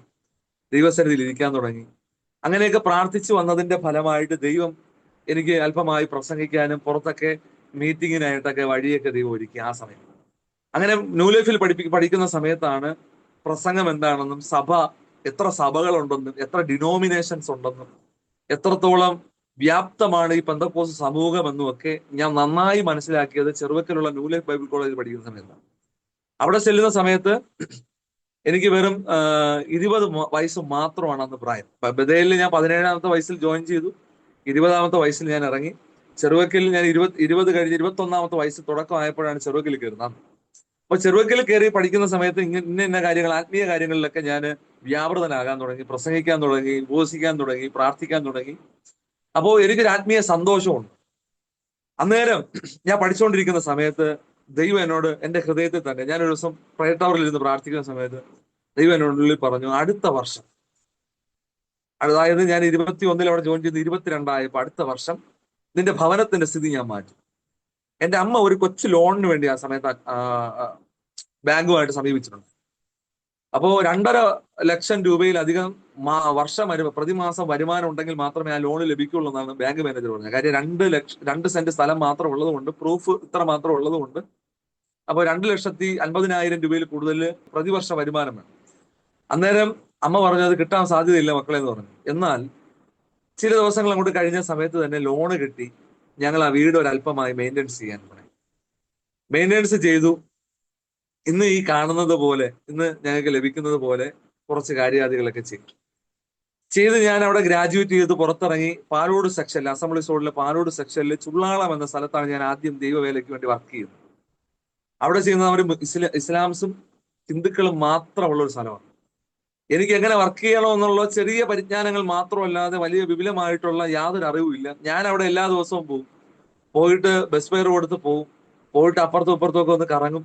ചില ആൾക്കാരെ കാണും, കൈയിരിക്കുന്ന ഒരു ലഘുലേഖനം എടുക്കും. അന്നേരം ഒരു ആന്റി എന്നോട് പറഞ്ഞു, മക്കളെ ഇവിടെ ഇത് പറ്റത്തില്ല, ഇങ്ങനെയുള്ള പരിപാടിയൊന്നും ഇവിടെ നടക്കത്തില്ല എന്ന് പറഞ്ഞു. അന്നേരം ഞാൻ പറഞ്ഞു, ആന്റി ഞാൻ ഒരു ലഘുലേഖനം തരാൻ വേണ്ടി മാത്രമാണ്, അല്ല നിന്നെ ഇവിടെ കുറെ നാൾ കൊണ്ടേ കാണുകയാണല്ലോ, നീ ആരാണെന്നൊക്കെ ചോദിച്ചു. അന്നേരം പറഞ്ഞു, ഞാൻ ഇന്ന സ്ഥലത്ത് വർക്ക് ചെയ്യുന്ന ആളാണ്, ഞാനൊരു പാസ്റ്ററാണ്. അതുകൊണ്ട് ഇവിടെ കഴിഞ്ഞ കുറെ നാളുകൾക്ക് മുമ്പ് ഒരു പാസ്റ്റർ ഇവിടെ വന്ന് ഇവിടെ നിന്ന് അടിച്ചാണ് ആൾക്കാർ ഓടിച്ചത്. അതുകൊണ്ട് നീ ഇതൊന്നും കൊണ്ടുവന്ന് അവിടെ വീടുകളിലൊന്നും കയറാൻ നിൽക്കേണ്ടെന്ന് പറഞ്ഞു. അങ്ങനെ ഞാനിത് സെക്ഷനിൽ ഒന്ന് റിപ്പോർട്ട് ചെയ്തു. ഞാൻ പിന്നെ അവിടെ പോകാതെ ആയ സമയത്ത് പാസ്റ്റർമാർ പറഞ്ഞു, പോകാത്തവർക്ക് സപ്പോർട്ട് തരത്തില്ല, പോകാത്തവരെ വർക്കറായിട്ട് അംഗീകരിക്കത്തില്ല, സർട്ടിഫിക്കറ്റ് തരത്തില്ല എന്നൊക്കെ പറഞ്ഞു. പിന്നെയും ഞാൻ ഭയത്തോടു കൂടി ആ സ്ഥലത്ത് പിന്നെയും വിസിറ്റ് ചെയ്യാൻ തുടങ്ങി. പക്ഷെ ഞാൻ അവിടെ ഒരു 3 വർഷം വിസിറ്റ് ചെയ്തെങ്കിൽ യാതൊരു ഫലം ഉണ്ടായില്ല. അങ്ങനെ 24 വയസ്സ് കഴിഞ്ഞു. 24 വയസ്സ് കഴിഞ്ഞപ്പോൾ 24 വയസ്സ് കഴിഞ്ഞ സമയത്ത് തന്നെ ഒരു വിവാഹത്തിന്റെ പ്രപ്പോസൽ വന്നു. അപ്പോൾ ഞാൻ അതിനുവേണ്ടി ക്രമീകരിച്ചു. കല്യാണം കഴിഞ്ഞാലേ സഭാ ചാർജ് കിട്ടുള്ളൂ എന്നുള്ള സാഹചര്യങ്ങളൊക്കെ ആയി. അങ്ങനെ ഞാൻ വിവാഹം കഴിച്ചു. എൻ്റെ 25ാമത്തെ വയസ്സിൽ ഞാൻ ആ പനവൂര് തന്നെ, ആ ചുള്ളാളത്ത് തന്നെ വർക്ക് ചെയ്യുകയാണ്. അപ്പൊ വർക്ക് ചെയ്യുന്ന സമയത്ത് ഒരു പാസ്റ്റർ ഞങ്ങളുടെ സെക്ഷനിൽ നിന്ന് ഈ വേല ഇട്ടിട്ട് പോയപ്പോൾ തൽക്കാലത്തേക്ക് ഒരു പാസ്റ്റർ വേണം എന്നതുകൊണ്ട് അപ്പോ എനിക്കൊരു അവസരം എനിക്ക് തന്നു. അതുവരെ ഭാര്യയ്ക്ക് ചെറിയൊരു ജോലി ഉണ്ടായിരുന്നു. അവൾ രാവിലെ ജോലിക്ക് പോകും, ഞാൻ അവളെ കൊണ്ടാക്കും, വൈകുന്നേരം വിളിച്ചുകൊണ്ട് വരും. അപ്പോ അങ്ങനെ ആയപ്പോൾ നാട്ടുകാരൊക്കെ പറയുന്നത്, ഇവന് ജോലിയൊന്നുമില്ല, ഇവൻ ബൈബിൾ കോളേജിലൊക്കെ പഠിച്ച ചുമ്മയാണ്, ഭാര്യയുടെ ശമ്പളം പറ്റിയാണ് അവൻ ജീവിക്കുന്നത് എന്നൊക്കെ പറഞ്ഞു. അപ്പൊ എനിക്കൊരു അപമാനമായി, എനിക്കൊരു വിഷമമായി. ഞാൻ ദൈവത്തോട് പ്രാർത്ഥിച്ചു, കർത്താവ് എനിക്കൊരു വഴി ഒരുക്കണം, എങ്ങനെയെങ്കിലും ദൈവം എനിക്കൊരു വഴി ഒരുക്കണം, ഒന്നുകിൽ ഒരു കൊച്ചു സഭ, അല്ലെങ്കിൽ എനിക്ക് എവിടെയാണ് വർക്ക് ചെയ്യേണ്ട ആ ഒരു ഇടം. പക്ഷെ ഇത് പ്രാർത്ഥിക്കാൻ തുടങ്ങിയതിന്റെ ഒരു 3-4 ആഴ്ചകൾ കഴിഞ്ഞപ്പോൾ തന്നെ ഒരു പാസ്റ്റർ വേല ഉപേക്ഷിച്ചിട്ട് ഞാൻ പോകുന്നു എന്ന് പറഞ്ഞിട്ട് ഇട്ടിട്ട് പോയപ്പോൾ തൽക്കാലത്തേക്ക് അസംബ്ലീസ് ബോർഡ് എന്നെ അവിടെ നിയോഗിച്ചു. ഇന്ന് ഞാൻ ആയിരിക്കുന്ന സഭ അത് തന്നെയാണ്. ഇന്ന് 5 വർഷമാവും. ഇന്ന് ഞാൻ അവിടെ തന്നെയാണ്. അവിടെ നിന്ന് പാസ്റ്റർ ഇട്ടിട്ട് പോകുന്ന സമയത്ത് വെറും 2 വിശ്വാസികൾ ഉണ്ടായിരുന്നു. പിന്നെ അത് 2 പേര് പാസ്റ്റർ ഉള്ളപ്പോൾ ഉണ്ടായിരുന്നവരാണ്. പിന്നെ പാസ്റ്ററുടെയും വിശ്വാസികളുടെയൊക്കെ പ്രശ്നങ്ങൾ കൊണ്ട് അവിടെ നിന്നൊരു 12 പേര് അല്ലാതെ മാറി. അപ്പോൾ അവരെ ഞാൻ ഇതിനകത്ത് കൊണ്ടുവന്നപ്പോൾ അവരിൽ പലരും CSIയിൽ വല്ലപ്പോഴും പോകുന്നവരാണ്. അതുപോലെ ഹൈന്ദവരായിട്ടുള്ള 2 പേരുണ്ട്. അവരൊക്കെ വന്നും പോയി നിൽക്കുന്ന വിശ്വാസികളാണ്. എന്നാൽ ഞാനും എൻ്റെ വൈഫും ചെന്നിരുന്ന് വല്ലപ്പോഴും കൂടെ പ്രാർത്ഥിക്കാൻ തുടങ്ങി. പിന്നെ വെള്ളിയാഴ്ച പ്രാർത്ഥന റെഗുലറായിട്ട് തുടങ്ങി. ഞായറാഴ്ച ആരാധന തുടങ്ങി. അപ്പോൾ അവിടെ നല്ലൊരു ചർച്ച് ഹാളില്ല, ചോർന്നൊലിക്കുന്ന ഒരു കെട്ടിടമാണ്. 30 വർഷം ഉള്ളതാണ്. പച്ച കല്ലുകൊണ്ട്, അതായത് ചെളി കുഴച്ച് കെട്ടിയ ഒരു കെട്ടിടമാണ്. ഞാൻ ആദ്യ ആഴ്ചയിൽ പോയപ്പോൾ തന്നെ എന്റെ മുമ്പിലൂടെ മഴ പെയ്ത സമയത്ത് മുമ്പിലൂടെ വെള്ളം ഇറ്റിറ്റ് മേശയിൽ വീഴുമായിരുന്നു. എന്റെ ബൈബിള് നനഞ്ഞു. ആ പരുവമാണ് ആ സഭ. അപ്പൊ 12 പേര് ആദ്യം തന്നെ ആരാധനയ്ക്ക് ഉണ്ടായിരുന്നു. ആദ്യത്തെ രണ്ടുപേരുണ്ടായിരുന്നു. ഞാൻ ചെന്നിട്ട് ബാക്കിയുള്ളവരെ വിളിച്ചു. പിന്നെ 12 പേര് ആരാധനയ്ക്കുണ്ട്. ആ ദേശത്ത് ഞങ്ങൾ താമസിക്കാൻ തുടങ്ങി. ആ ചോർന്നൊലിച്ച് വീട്ടിൽ തന്നെ ഞങ്ങൾ കിടന്നു. പലരോടും ചോദിച്ച് അല്പമായി സഭയിൽ ഒരു അല്പ വ്യത്യാസം വരുത്തിയ ഷീറ്റൊക്കെ ഒന്ന് മാറി ഞങ്ങൾ ആരാധന തുടങ്ങി.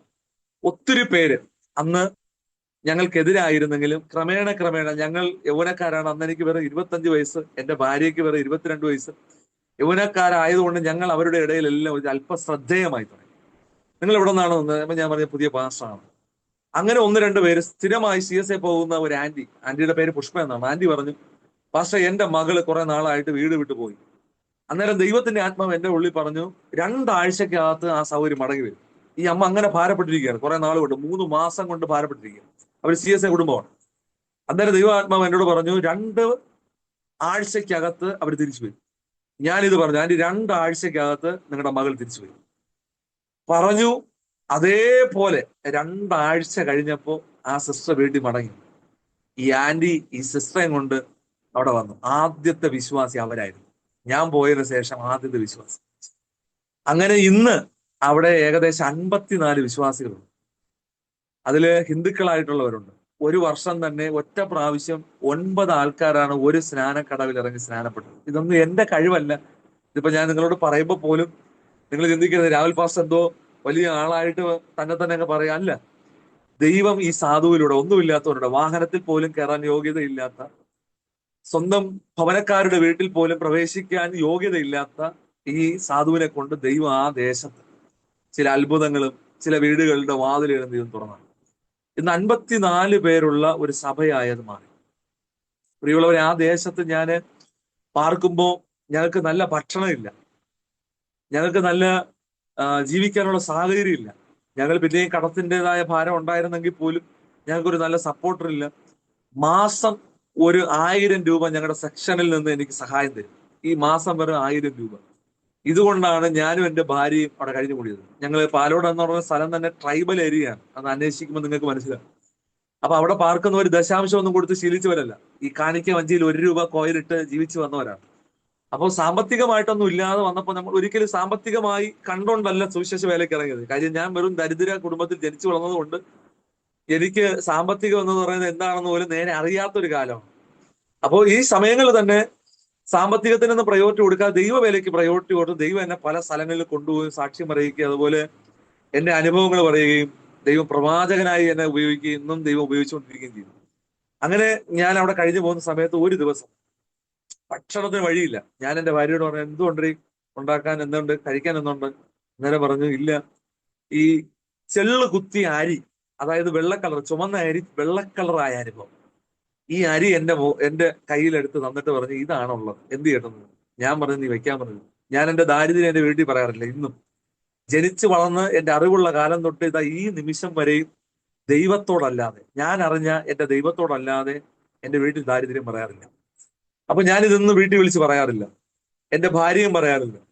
അപ്പൊ ഞങ്ങൾ ഇത് വെച്ച് ഏകദേശം 2 ആഴ്ച ആ അരി മാത്രം കഴിച്ച്, കറി വെക്കാൻ ഒരു സാധനം ഇല്ല, ഉണക്കമീനോ ഒന്നുമില്ല. അപ്പുറത്ത് സൈഡിലുള്ള കാന്താരി മുളക് പറിച്ച് ഉപ്പും കൂട്ടിയാണ് ഞങ്ങൾ ഈ ഇതിനെ കഞ്ഞി രൂപത്തിലാക്കി രാവിലെയും വൈകുന്നേരം ഒക്കെ കഴിച്ചു. എന്നാ ദിവസങ്ങൾ ഇങ്ങനെ കഴിഞ്ഞു. കർത്താവ് എന്നെ ആ ദേശത്ത് കൊണ്ടുവന്ന് വിശ്വാസികളെല്ലാം കുറേശ്ശെ അവര് വാങ്ങുന്ന കൂട്ടത്തിൽ അല്പം ആഹാരങ്ങളൊക്കെ വാങ്ങിച്ച്, ആഹാര സാധനങ്ങൾ വാങ്ങിച്ച് ഞങ്ങൾ അവിടെ കുക്ക് ചെയ്ത് കഴിച്ചു. അവിടെ പ്രവർത്തിച്ചു. ദൈവം അവിടെ ഒരു വലിയ കൂട്ടത്തെ ഞങ്ങൾക്ക് തന്നു. എന്റെ വൈഫ് 1.5 വർഷത്തിന് ശേഷമാണ് പ്രഗ്നന്റ് ആയി ഞാൻ എന്റെ വീട്ടിലോട്ട് വന്നു. വീട്ടിലോട്ട് വന്നപ്പോൾ തന്നെ ഞങ്ങൾ ഇവിടെ വീട്ടിൽ പാർക്കുകയായിരുന്നു. ആ സമയത്ത് ഒരു പുതിയ വർക്ക്, ആനാട് എന്ന സ്ഥലത്ത് ഒരു പുതിയ വർക്ക് ചെയ്യാൻ ദൈവം എനിക്കൊരു നിയോഗം തന്നു. ഞാൻ അവിടെ വർക്കും കൂടെ ചെയ്യാം. അപ്പൊ ഈ സഭയുള്ളപ്പോൾ തന്നെ ഒരു പുതിയ വർക്കിനും കൂടെ ഞാനൊരു സാഹചര്യം കണ്ടെത്തി. അന്നേരം ഞാൻ എന്റെ വൈഫിനോട് പറഞ്ഞു, എടി ഒരു 6 മാസമെങ്കിലും നമുക്ക് അവിടെ പോയി താമസിച്ചാലേ, അന്ന് എന്റെ വൈഫ് 2 മാസം പ്രഗ്നന്റുമാണ്, അവിടെ എന്തെങ്കിലും റിസൾട്ട് ഉണ്ടാവുള്ളൂ. അപ്പൊ ഞങ്ങൾ അവിടെ ഒരു വാടക വീട് 4000 രൂപയ്ക്ക് ഒരു വാടക വീടെടുത്ത് ഞങ്ങളവിടെ താമസിച്ചു. ആരാധന 2ാമത്തെ ആഴ്ച തൊട്ട് ഞങ്ങൾ അവിടെ തുടങ്ങി. ഞങ്ങൾ തന്നെ ഒരു 3 മണിയാകുമ്പോൾ ഞായറാഴ്ച വേലംകുളത്തെ പ്രാർത്ഥനയെല്ലാം കഴിഞ്ഞ് 3 മണിയാകുമ്പോൾ അവിടെ വന്നിട്ട് പ്രാർത്ഥിക്കാൻ തുടങ്ങി. ആദ്യം ഒരാള്, രണ്ടാമത്തെ ആഴ്ച തൊട്ട് ഒരാൾ വന്നു തുടങ്ങി. പിന്നെ വീടിന്റെ ഓണർ പ്രാർത്ഥിക്കാൻ വന്നു തുടങ്ങി. അത് കഴിഞ്ഞ് അവിടെ 9 പേര് വന്നു പ്രാർത്ഥിച്ചു തുടങ്ങി. ഒരു ദിവസം ഒരു 6 മാസം എന്റെ വൈഫ് പ്രഗ്നന്റ് ആയിരിക്കുന്ന സമയത്ത് അവൾ ജീവിതത്തിൽ ആദ്യമായിട്ട് എന്നോട് ഒരു കാര്യം ഇങ്ങോട്ട് ആവശ്യപ്പെട്ടതാണ്. എനിക്ക് ഒരു ഫ്രൂട്ട് കഴിക്കാൻ വേണ്ടി തോന്നുന്നു, മാങ്ങയാണ്, അത് കഴിക്കാൻ വേണ്ടി തോന്നുവാണ്, വാങ്ങി തരാമോ എന്ന്. ഞാൻ വീടെല്ലാം അരിച്ചു പറയും. വചനം പറയുന്നത് പോലെ നിന്റെ വീടെല്ലാം പരിശോധിക്കുക, ഒന്നും കിട്ടാതിരിക്കുകയില്ല എന്ന് പറയും പോലെ ഞാൻ വീടെല്ലാം നോക്കി. 1 രൂപ കോയിൻ പോലും എടുക്കാനില്ല. അടുക്കളയിൽ പോയി നോക്കിയപ്പോ അടുക്കളയുടെ അലമാരയിൽ ഒരു 10 രൂപ കോയിൻ ഇരിക്കും. ഞാൻ പറഞ്ഞടി ഇത് മാത്രമേ എന്റെ കയ്യിലുള്ളൂ, ബാങ്ക് ബാലൻസ് ഇല്ല, ഒന്നുമില്ല. അന്നേരം അവള് പറഞ്ഞു ഇതും കൊണ്ട് എന്ത് കിട്ടും? ഞാൻ പറഞ്ഞു നോക്കാം, അന്വേഷിക്കാം. ഞാൻ ആ രാത്രി 7:30 മണിയായിരുന്നു. ഞങ്ങള് ചുള്ളിമാരോടാണ് താമസിച്ചത്. ആ വീടിന്റെ പുറത്ത് ഇറങ്ങി ആ ഫ്രൂട്ട്സ് കടയിൽ പോയിട്ട് ഞാൻ പറഞ്ഞു ചേട്ടാ മാങ്ങയ്ക്ക് എന്തോ വില? അന്നേരം പറഞ്ഞു 160 രൂപയാണ് 1 കിലോ മാങ്ങ. അപ്പൊ 1-2 പേര് കസ്റ്റമർ ഉണ്ടായിരുന്നു. അപ്പൊ ഞാൻ പറഞ്ഞു അവർക്കെല്ലാം കൊടുത്തിട്ട് എനിക്ക് തന്നാൽ മതി. അന്നേരം എന്ത് വേണമെന്ന് ഞാൻ പറഞ്ഞു ചേട്ടാ എനിക്ക് ഒരു മാങ്ങ. അദ്ദേഹം അതിൽ നിന്ന് ഏറ്റവും വലിപ്പമുള്ള ഒരു മാങ്ങ. അന്നേരം ഞാൻ പറഞ്ഞു ചേട്ടാ ഇത് എത്ര കിലോ വരും, എത്ര വെയിറ്റ് വരും? അന്നേരം പറഞ്ഞു ഇതൊരു 1/2 കിലോയില് മേലോട്ട് വെയിറ്റ് വരും. ഞാൻ പറഞ്ഞു എന്നാ എടുക്ക കേട്ടാന്ന് പറഞ്ഞു. എന്നിട്ട് ഞാൻ ചോദിച്ചു എത്ര രൂപയാണ്? അദ്ദേഹം എന്നോട് പറഞ്ഞു 10 രൂപ എന്നാ മതി. എന്റെ കയ്യിലുള്ളതും സത്യം ഇന്നും ഞാന് സങ്കടത്തോടെ കണ്ണുനീരോടെ ഞാൻ ചിന്തിക്കുന്ന ഒരു കാര്യമാണ്. അദ്ദേഹം എന്നോട് പറഞ്ഞത് 10 രൂപ എന്നാണ്. ഒരു മാങ്ങ എടുത്തതിന് 10. എന്റെ കയ്യിലുണ്ടായിരുന്ന, എന്റെ പേഴ്സിലുണ്ടായിരുന്ന പൈസ അത് മാത്രമാണ്. അപ്പോ അവിടെയും ലജ്ജിക്കാതെ എന്റെ ദൈവം എന്നെ നടത്തി. ഇത് കേൾക്കുന്ന പ്രിയമുള്ളവരെ, ദൈവം ആർക്കും കടക്കാരനല്ല. നമ്മുടെ എല്ലാ അനുഭവങ്ങളും ദൈവം കാണുന്ന ദൈവം. അങ്ങനെ ഞങ്ങൾ അവിടെ താമസിച്ചു. അവിടെ നിന്ന് 9 പേരായി. ഞങ്ങൾ അവിടെ വേറെ വർക്ക് ചെയ്യാൻ വന്ന ഒരു പാസ്റ്റർക്ക് അവരെ ഏൽപ്പിച്ചിട്ട് ഞങ്ങൾ അവിടെ നിന്ന് പിന്നെയും വേലം കൊണ്ടു തന്നെ താമസിക്കുന്ന സമയത്ത് ഒരു സെപ്റ്റംബർ മാസം, അതായത് 2024 കഴിഞ്ഞ വർഷം സെപ്റ്റംബർ മാസം ഒരു ആക്സിഡന്റ്, 13-ാം തീയതി എനിക്കൊരു ആക്സിഡന്റ് ഉണ്ടായി. ജീവിതത്തിൽ പലപ്പോഴും പല സമയങ്ങളിലും പല ദിവസം വരെ എന്നോട് പറയും പാസ്റ്ററെ സൂക്ഷിക്കണം, ഒരു അപകടമുണ്ട്, പല ആവർത്തി കാണുന്നു. അതുപോലെ ഞാൻ പൈശാചികമായി പ്രാർത്ഥിക്കാനൊക്കെ പോകുന്ന ആളാണ്. പിശാച് തുള്ളി ആടുന്ന സമയത്ത് തന്നെ പറയും നിന്നെ ഞാൻ ശരിയാക്കി തരാം, ആക്സിഡന്റിൽ പോകുമ്പോൾ വാഹനത്തിൽ പോകുമ്പോൾ നിന്നെ ഞാൻ ആക്സിഡന്റ് പെടുത്തും, നിന്റെ ജീവൻ പൊലിപ്പിക്കും എന്നൊക്കെ പറഞ്ഞ് പോയിപ്പിക്കും എന്നൊക്കെ പറഞ്ഞ് എന്നെ വളരെയധികം ഭയപ്പെടുത്തുന്ന രീതിയൊക്കെ ഉണ്ടായിട്ടുണ്ട്. പക്ഷെ ഞാൻ അതിലൊന്നും ഭയപ്പെട്ടിട്ടില്ല. ഞാൻ പറഞ്ഞു പിശാചെ എന്റെ ദൈവമാണ് വിളിച്ചത്, ദൈവത്തിനല്ലാതെ നിനക്ക് എന്നെ ഒന്നും ചെയ്യാൻ പറ്റില്ല. എന്നാൽ അങ്ങനെ പ്രാർത്ഥിച്ചുകൊണ്ടിരിക്കുന്ന സമയത്ത് ഒരു ദൈവദാസൻ പറഞ്ഞു പാസ്റ്റർ പ്രത്യേകിച്ച് പ്രാർത്ഥിക്കണം, ഒരു അപകടം ഞാൻ കാണും. അപ്പോൾ ഞങ്ങളുടെ വസ്തു ഇപ്പോഴിരിക്കുന്നതും സഭയ്ക്ക് വേണ്ടി വാങ്ങിച്ച സ്ഥലം, അതായത് നേരത്തെ തന്നെ 30 വർഷത്തിന് മുമ്പ് തങ്കച്ചൻ എന്ന് പറഞ്ഞ സാറ് വാങ്ങിച്ചതാണ്. അദ്ദേഹം 3-4 പ്രവർത്തനങ്ങൾ പാലോട് സെക്ഷനിൽ സ്ഥലം വാങ്ങിച്ചിട്ടുണ്ട്, ചെയ്തിട്ടുമുണ്ട്. അവിടെ വഴി സൗകര്യം ഇല്ല. അങ്ങനെ എന്റെ ഉള്ളിൽ പ്രാർത്ഥിച്ചുകൊണ്ടിരുന്നപ്പോൾ ഞാനൊരു എന്റേന്ന് തന്നെ കുറച്ച് പൈസ എടുത്ത് റോഡ് സൈഡിൽ ഒരു 10 സെന്റ് സ്ഥലത്തിന് അഡ്വാൻസ് കൊടുത്തു. ഈ അഡ്വാൻസ് കൊടുക്കുന്ന സമയത്ത് ഞാൻ അഡ്വാൻസ് കൊടുത്തു. അതിന്റെ 2 ആഴ്ച കഴിയുമ്പോഴാണ് എനിക്ക് സെപ്റ്റംബർ 13 ഒരു ആക്സിഡന്റ് ഉണ്ടായത്. ഈ ആക്സിഡന്റ് ഏകദേശം ഒരാഴ്ച കഴിഞ്ഞപ്പോൾ ആക്സിഡന്റ് ഉണ്ടായി. എന്നാണോ അഡ്വാൻസ് കൊടുത്തത് അതേ ദിവസം തന്നെ ഒരാഴ്ച കഴിയുന്ന സമയത്ത് രാത്രി 12:30 മണിക്ക് ട്രിവാൻഡ്രത്ത് പോത്തങ്കോടിന് അപ്പുറത്തുള്ള കാട്ടായിക്കോണം എന്ന സ്ഥലത്ത് വെച്ച് ഞാൻ എൻ്റെ അങ്കിളിന്, പപ്പയുടെ സഹോദരന് വണ്ടി കൊണ്ടു കൊടുക്കാൻ പോയപ്പോൾ രാത്രി 12:30 മണിയായി. ഞാൻ ആ സമയം ഒന്ന് അല്പം ഉറങ്ങിപ്പോയത് വാഹനം ചെന്ന് നേരെ മരത്തിൽ പോയി ഇടിക്കുകയായിരുന്നു. മരത്തിൽ പോയി ഇടിച്ച് വാഹനത്തിന്റെ ഫ്രണ്ടില് ഡാഷ്ബോർഡ് എല്ലാം എന്റെ നെഞ്ചിന്റെ ഭാഗത്തും സ്റ്റിയറിംഗ് എന്റെ നെഞ്ചിന്റെ ഭാഗത്ത്, താടിയും വായെല്ലാം കൂടെ ബ്ലഡും ആയിട്ട് ഞാൻ പെട്ടെന്ന് പേടിച്ച് പുറത്തിറങ്ങി ഞാൻ നേരെ നോക്കിയത് വണ്ടി എടുക്കാൻ പറ്റുമെന്നുള്ളതാണ്. നോക്കിയപ്പോൾ വണ്ടിയുടെ ഫ്രണ്ടിൽ മൊത്തം സ്പാർക്കിംഗ് ആണ്, ബാറ്ററിയുടെ സൈഡെല്ലാം പൊട്ടിപ്പോയി, വണ്ടിയുടെ ഫുൾ ഫ്രണ്ട് ഭാഗം എല്ലാം തകർന്നു. ഏകദേശം ഇപ്പോഴും 84,000 രൂപയോളം ഫ്രണ്ട് പണിക്ക് മാത്രമായ വണ്ടിക്ക്. അപ്പൊ അത്രമാത്രം വണ്ടി ചീത്തയായി. ഞാനിരുന്ന സീറ്റ് ഒടിഞ്ഞു, ഞാൻ ഓടിച്ചിരുന്ന സ്റ്റിയറിംഗ് ഒടിഞ്ഞു പോയി, ഗിയറിന്റെ ലിവർ ഓരിത്തെറിച്ചു, അതുപോലെ ക്ലച്ച്, ആക്സിലേറ്റർ പോലുള്ള സാധനങ്ങളെല്ലാം മുമ്പിലോട്ട് വന്നു. അപ്പോൾ ഇത്രമാത്രം അപകടം ഉണ്ടായി. അപ്പൊ ഞാൻ വിചാരിച്ചു എനിക്ക് വേറെ പ്രശ്നമൊന്നുമില്ല. പക്ഷെ എന്റെ വായിൽ നിന്ന് മൂക്കിൽ നിന്ന് നന്നായി ബ്ലഡ് വരുന്നു. അപ്പൊ ഞാൻ ഇറങ്ങി നോക്കുമ്പോൾ തന്നെ താടിയിലൊക്കെ ഇങ്ങനെ പിടിച്ചിട്ടുണ്ട്, പക്ഷെ ആ സംസാരിക്കാൻ. അപ്പൊ ഞാനിങ്ങനെ ഇറങ്ങി വരുന്നത് വരെ 2 ചേട്ടന്മാര് അപ്പുറത്തെ കടയിൽ ഇങ്ങനെ നോയിക്കൊണ്ടിരിക്കുകയാണ്, ആക്സിഡന്റ് നടന്നത് നോയിക്കൊണ്ടിരിക്കുക, എന്തുവാണ്, എന്തെങ്കിലും സംഭവിച്ചോ. ഞാൻ ഇറങ്ങിയപ്പോൾ ഇവരെല്ലാം ഓടി വരും. ഞാൻ ചെന്ന് വണ്ടി നോക്കി, അതുകൊണ്ട് വായിൽ നിന്നൊക്കെ ബ്ലഡ് വരുന്നല്ലോ. ഞാൻ പറഞ്ഞു, ഞാനിങ്ങനെ തലയാക്കിയിട്ട് പറഞ്ഞു കുഴപ്പമൊന്നുമില്ല എന്നുള്ള രീതിയിൽ കയ്യിലും ആക്ഷൻ കാണിച്ചു. എന്നാൽ ഞാൻ വായി തുറന്നപ്പോ എന്റെ നാവ് ഇങ്ങനെ ഇളകി തൂങ്ങിക്കിടക്കുക, തുന്നി ഇളകി തൂങ്ങിക്കിടക്കുക. അപ്പൊ ഞാന് എനിക്ക് അപ്പോഴും ഞാൻ നാവെടുത്ത് സംസാരിക്കാൻ നോക്കിയിട്ട് സംസാരിക്കാൻ പറ്റുന്നില്ല. എനിക്ക് ഭയം ഉണ്ടായി, എന്റെ ഉള്ളിനകത്തൊരു സങ്കടവും ഒരു വേദനയും. കാര്യം മൊബൈൽ ഉണ്ടെങ്കിലേ, വായുണ്ടെങ്കിലേ മൊബൈൽ എടുത്ത് ഫോൺ ചെയ്ത് എനിക്ക് ആക്സിഡന്റ് ആയെന്ന് പോലും പറയാൻ പറ്റുള്ളൂ. ഒരു വണ്ടി വിളിച്ച് ഹോസ്പിറ്റലിൽ പോകണമെങ്കിലും ആ ഒരു സാഹചര്യം ഉണ്ടെങ്കിലേ പറ്റുള്ളൂ. അടുത്തിരിക്കുന്ന ആൾക്കാർ വേറെ എന്തെങ്കിലും പറ്റുമോ? ഞാൻ കൈ ആക്ഷൻ കാണിക്കുന്ന ഒന്നും പറ്റിയില്ല. പേരെന്താണെന്ന് ചോദിച്ചു. ഞാൻ വാട്സാപ്പിനകത്ത് എന്റെ ഭാര്യയുടെ നമ്പർ എടുത്തിട്ട് അവർക്ക് പേരെല്ലാം ഞാൻ വിരൽ കൊണ്ട് എഴുതി കാണിച്ചു കൊടുക്കുക, സ്ഥലം കാണിച്ചു കൊടുക്കുക. ആരും എന്നെ വിളിക്കുന്നില്ല. എനിക്ക് അങ്ങനെ ഒരു ആക്സിഡന്റ് പറ്റിയെന്ന് എന്റെ അപ്പനോ അമ്മയോ സഹോദരങ്ങളോ ഒരു മനുഷ്യരും അറിയുന്നില്ല. കാട്ടായിക്കുളം എന്ന് പറയുന്നത് ഞാൻ ആദ്യമായിട്ട് സഞ്ചരിക്കുന്ന സ്ഥലം കൂടിയാണ്. അവിടെയുള്ള ആൾക്കാരെ ഞാൻ ആദ്യമായിട്ടാണ് കാണുന്നത്, എനിക്കറിയില്ല. പക്ഷെ നാവിങ്ങനെ ഇറങ്ങി കിടക്കുന്നു, സംസാരിക്കാൻ പറ്റുന്നില്ല. താടിയുടെ ഈ ഭാഗത്ത് നിന്ന് ഞാൻ വിരൽ വെച്ച് നോക്കിയപ്പോ ഈ താടിയിൽ നിന്ന് ഈ ഒരു ഹോളാണ്, ഈ ഭാഗം അത്രയും ഒരു ഹോളായിരുന്നു. എന്റെ വിരൽ അകത്തോട്ട് കയറി പോവുക. അത്രമാത്രം ഈ തൊലിയെല്ലാം ഈ പുറത്തുള്ള ഈ തൊലിയെല്ലാം മാറി അത്രമാത്രം മുറിവ് അവിടെ ഉണ്ടായി. ഏകദേശം 9 സ്റ്റിച്ചാണ് ഈ താടിയിൽ മാത്രം. അപ്പൊ അവരെന്നോട് ചോദിച്ചു ആശുപത്രി പോകണ്ടേ. 2 മിനിറ്റ് മാത്രമാണ് ഞാൻ അവിടെ ആക്സിഡന്റ് ആയ സ്ഥലത്ത് നിന്നു. കൊണ്ടുപോയത് ആരുമല്ല. പെട്ടെന്ന് തന്നെ കാട്ടായിക്കോണത്ത് നിന്ന് കൊട്ടാരക്കരയിലോട്ട് ഒരു ആംബുലൻസ് പോവുക. ഞാൻ ആ വഴി സൈഡിൽ നിന്ന് കൈ കാണിക്കുക. 2 മിനിറ്റുകൾ മാത്രമാണ് ആകുന്നത്. കൈ ഉടക്കി കാണിക്കുകയും, പാസ്റ്റർ ആയതുകൊണ്ട് കൈ അടിക്കുമ്പോൾ നല്ല ഒച്ചയുണ്ട്. അപ്പൊ നന്നായിട്ട് ഒച്ച എടുത്ത് കൈ അടിച്ചു. കൈ അടിക്കുന്ന സമയത്ത് ഈ വണ്ടി പെട്ടെന്ന് ശ്രദ്ധിച്ച് നിർത്തി നേരെ എന്റെ അടുത്തേക്ക് വന്നിട്ട് എന്നോട് ചോദിച്ചു എന്ത് പറ്റി. അപ്പൊ ഈ ആൾക്കാരെല്ലാം പറഞ്ഞു ആക്സിഡന്റ് ആയതാണ്, സീരിയസ് ആണ്, പെട്ടെന്ന് എന്നെ കൊണ്ടുപോകണം. കൂടെ വരാൻ ആരുമില്ല. അവര് പറഞ്ഞ് കയറുമെന്ന് ചോദിച്ചു. ഞാൻ പറഞ്ഞു ഞാൻ കയറിക്കോ. ഞാൻ കൈ ആക്ഷനാണ്, എല്ലാം കൈ ആക്ഷൻ കൂടെയാണ് കാണിക്കുന്നത്. എന്നെ അവിടെ കിടത്തി. ഇവര് ബെൽറ്റ് ഇട്ടിട്ടില്ല. ബെൽറ്റ് ഇടാത്തത് കൊണ്ട് തന്നെ ഇവർ വാഹനം അത്ര സ്പീഡിലായതുകൊണ്ട് തന്നെ ഞാൻ ഇങ്ങനെ ഒലഞ്ഞൊലഞ്ഞാണ് ആ വണ്ടിക്കകത്ത് കിടക്കുന്നത്. വായിൽ നിന്ന് ഒത്തിരി ബ്ലീഡിങ് ഉള്ളത് കൊണ്ട് ഇതെല്ലാം കുടിച്ചിറക്കുക മാത്രമാണ് നിർവാഹമുള്ളത്. നാവിന് ബലമില്ലാത്തത് കൊണ്ട് എങ്ങനെ കുടിച്ചിറക്കിയെന്ന് പോലും എനിക്ക് അറിയത്തില്ല. അത്രമാത്രം വേദനയും അത്രമാത്രം ഭയപ്പെട്ടുമാണ് ആ കാര്യങ്ങൾ ഞാൻ ചെയ്തു പോയത്. വണ്ടിയിൽ ഉണ്ടായിരുന്ന ആംബുലൻസിനകത്ത് ഉണ്ടായിരുന്ന ഒരു സിസ്റ്റർ ആയിരുന്നു. സിസ്റ്റർ പറഞ്ഞു ഇവിടെ പേര് അത് എപ്പോഴെല്ലാം ഞാൻ ആ വണ്ടിക്കകത്ത് കിടന്ന് എഴുതി കാണിച്ചു കൊടുക്കുമായിരുന്നു. എഴുതി കാണിച്ചു കൊടുത്തു.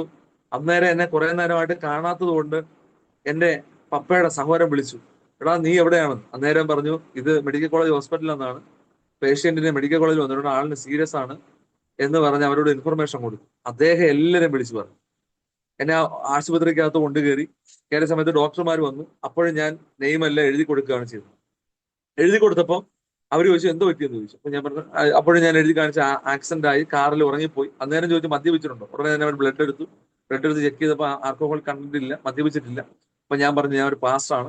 ഒരു 3 ഡോക്ടർമാർ നേരെ എന്റെ അടുക്കലേക്ക് വന്നിട്ട് എന്നെ ചികിത്സിക്കാൻ തുടങ്ങി. അന്നേരം തന്നെ ഒരു 8ഓളം പേഷ്യന്റ് അവിടെ മെഡിക്കൽ കോളേജ് ഹോസ്പിറ്റലിൽ വെയിറ്റിംഗ് ആണ്. ആക്സിഡന്റ് ആയിട്ടോ അല്ലാതെ വന്ന 8 പേരുണ്ട്. അപ്പൊ അവർക്ക് കൊടുക്കുന്നതിനേക്കാളും പ്രാധാന്യത ദൈവം എനിക്ക് അവിടെ തന്നു. അപ്പൊ വായു തുറക്കാൻ പറഞ്ഞു. ബ്ലീഡിങ്, ഇന്റേണൽ ബ്ലീഡിങ് ഉണ്ട്, ചെവിയിൽ നിന്ന് രക്തം വരുന്നുണ്ട്, എന്താണോ നോക്കട്ടെ എന്നൊക്കെ ചോദിച്ചു. അന്നേരം നാവിൽ നോക്കിയപ്പോ നാവ് ഇങ്ങനെ തുന്നിക്കിടക്കുക. അന്നേരം പറഞ്ഞു നാവിനകത്ത് നല്ല ഇഞ്ചുറി ഉണ്ടല്ലോ, അതായിരിക്കും സംസാരിക്കാൻ പറ്റാതെ. അവര് ഉടനെ തന്നെ സ്റ്റിച്ച് ചെയ്യാൻ തുടങ്ങി. എന്റെ നാവിൽ മാത്രം 45 സ്റ്റിച്ചാണ്. 45 സ്റ്റിച്ച് നീളെ, നെടുകെ, നാവിന്റെ അടിഭാഗത്ത്, നാവിന്റെ സൈഡിൽ 45 തുന്നിക്കെട്ടുകൾ. ഡോക്ടർമാര് തന്നെ അതിശയിച്ചു പോയി. പ്രധാനപ്പെട്ട ENT സ്പെഷ്യലിസ്റ്റ് എന്റെ അടുക്കലേക്ക് വന്നിട്ട് പറഞ്ഞു രാഹുൽ ഇതെങ്ങനെ സംഭവിച്ചു, സ്റ്റിയറിംഗ് കൊണ്ടതാണോ? അന്നേരം ഞാൻ പറഞ്ഞു സാറേ എനിക്ക് ഓർമ്മയില്ല, പക്ഷെ എന്റെ അറിവ് ശരിയാണെങ്കിൽ ഈ സ്റ്റിയറിംഗിന്റെ മുകളിൽ റാഡുണ്ട്. ആ റാഡ്, അതായത് ഹോൺ വരുന്ന ഭാഗത്ത്, അത് നേരെ വന്ന് കുത്തിയതാണെന്നാണ് ഞാൻ ചിന്തിക്കുന്നതെന്ന് പറഞ്ഞു. അതെല്ലാം മൊബൈൽ വഴിയാണ് ഞാൻ അദ്ദേഹത്തിന് ഈ സന്ദേശം കൈമാറിയത്. അന്നേരം ഞാൻ ചോദിച്ചു സാറേ മൊബൈൽ വഴി എഴുതി കാണിച്ചാൽ എനിക്ക് ഇനി സംസാരിക്കാൻ പറ്റത്തില്ലേ? കാര്യം എന്റെ നാവ് പൊങ്ങുന്നില്ല. നാവും താടിയുമായിട്ടൊരു ബന്ധമുണ്ട്, ഒരു ഞാണ് പോലത്തെ ഒരു സംഭവം. അത് ഏകദേശം 1 ഇഞ്ചോളം മുറിഞ്ഞു പോയ ആളാണ് ഞാൻ.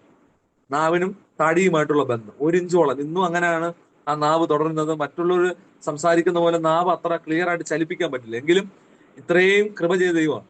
അപ്പോൾ ഞാൻ ചിന്തിച്ചത്, അവിടെ കിടന്ന് ആശുപത്രി കിടന്ന് ചിന്തിച്ചത് പോലും 2 മിനിറ്റിനകത്ത് അവിടെ വാഹനം കൊണ്ടുവന്ന ദൈവം.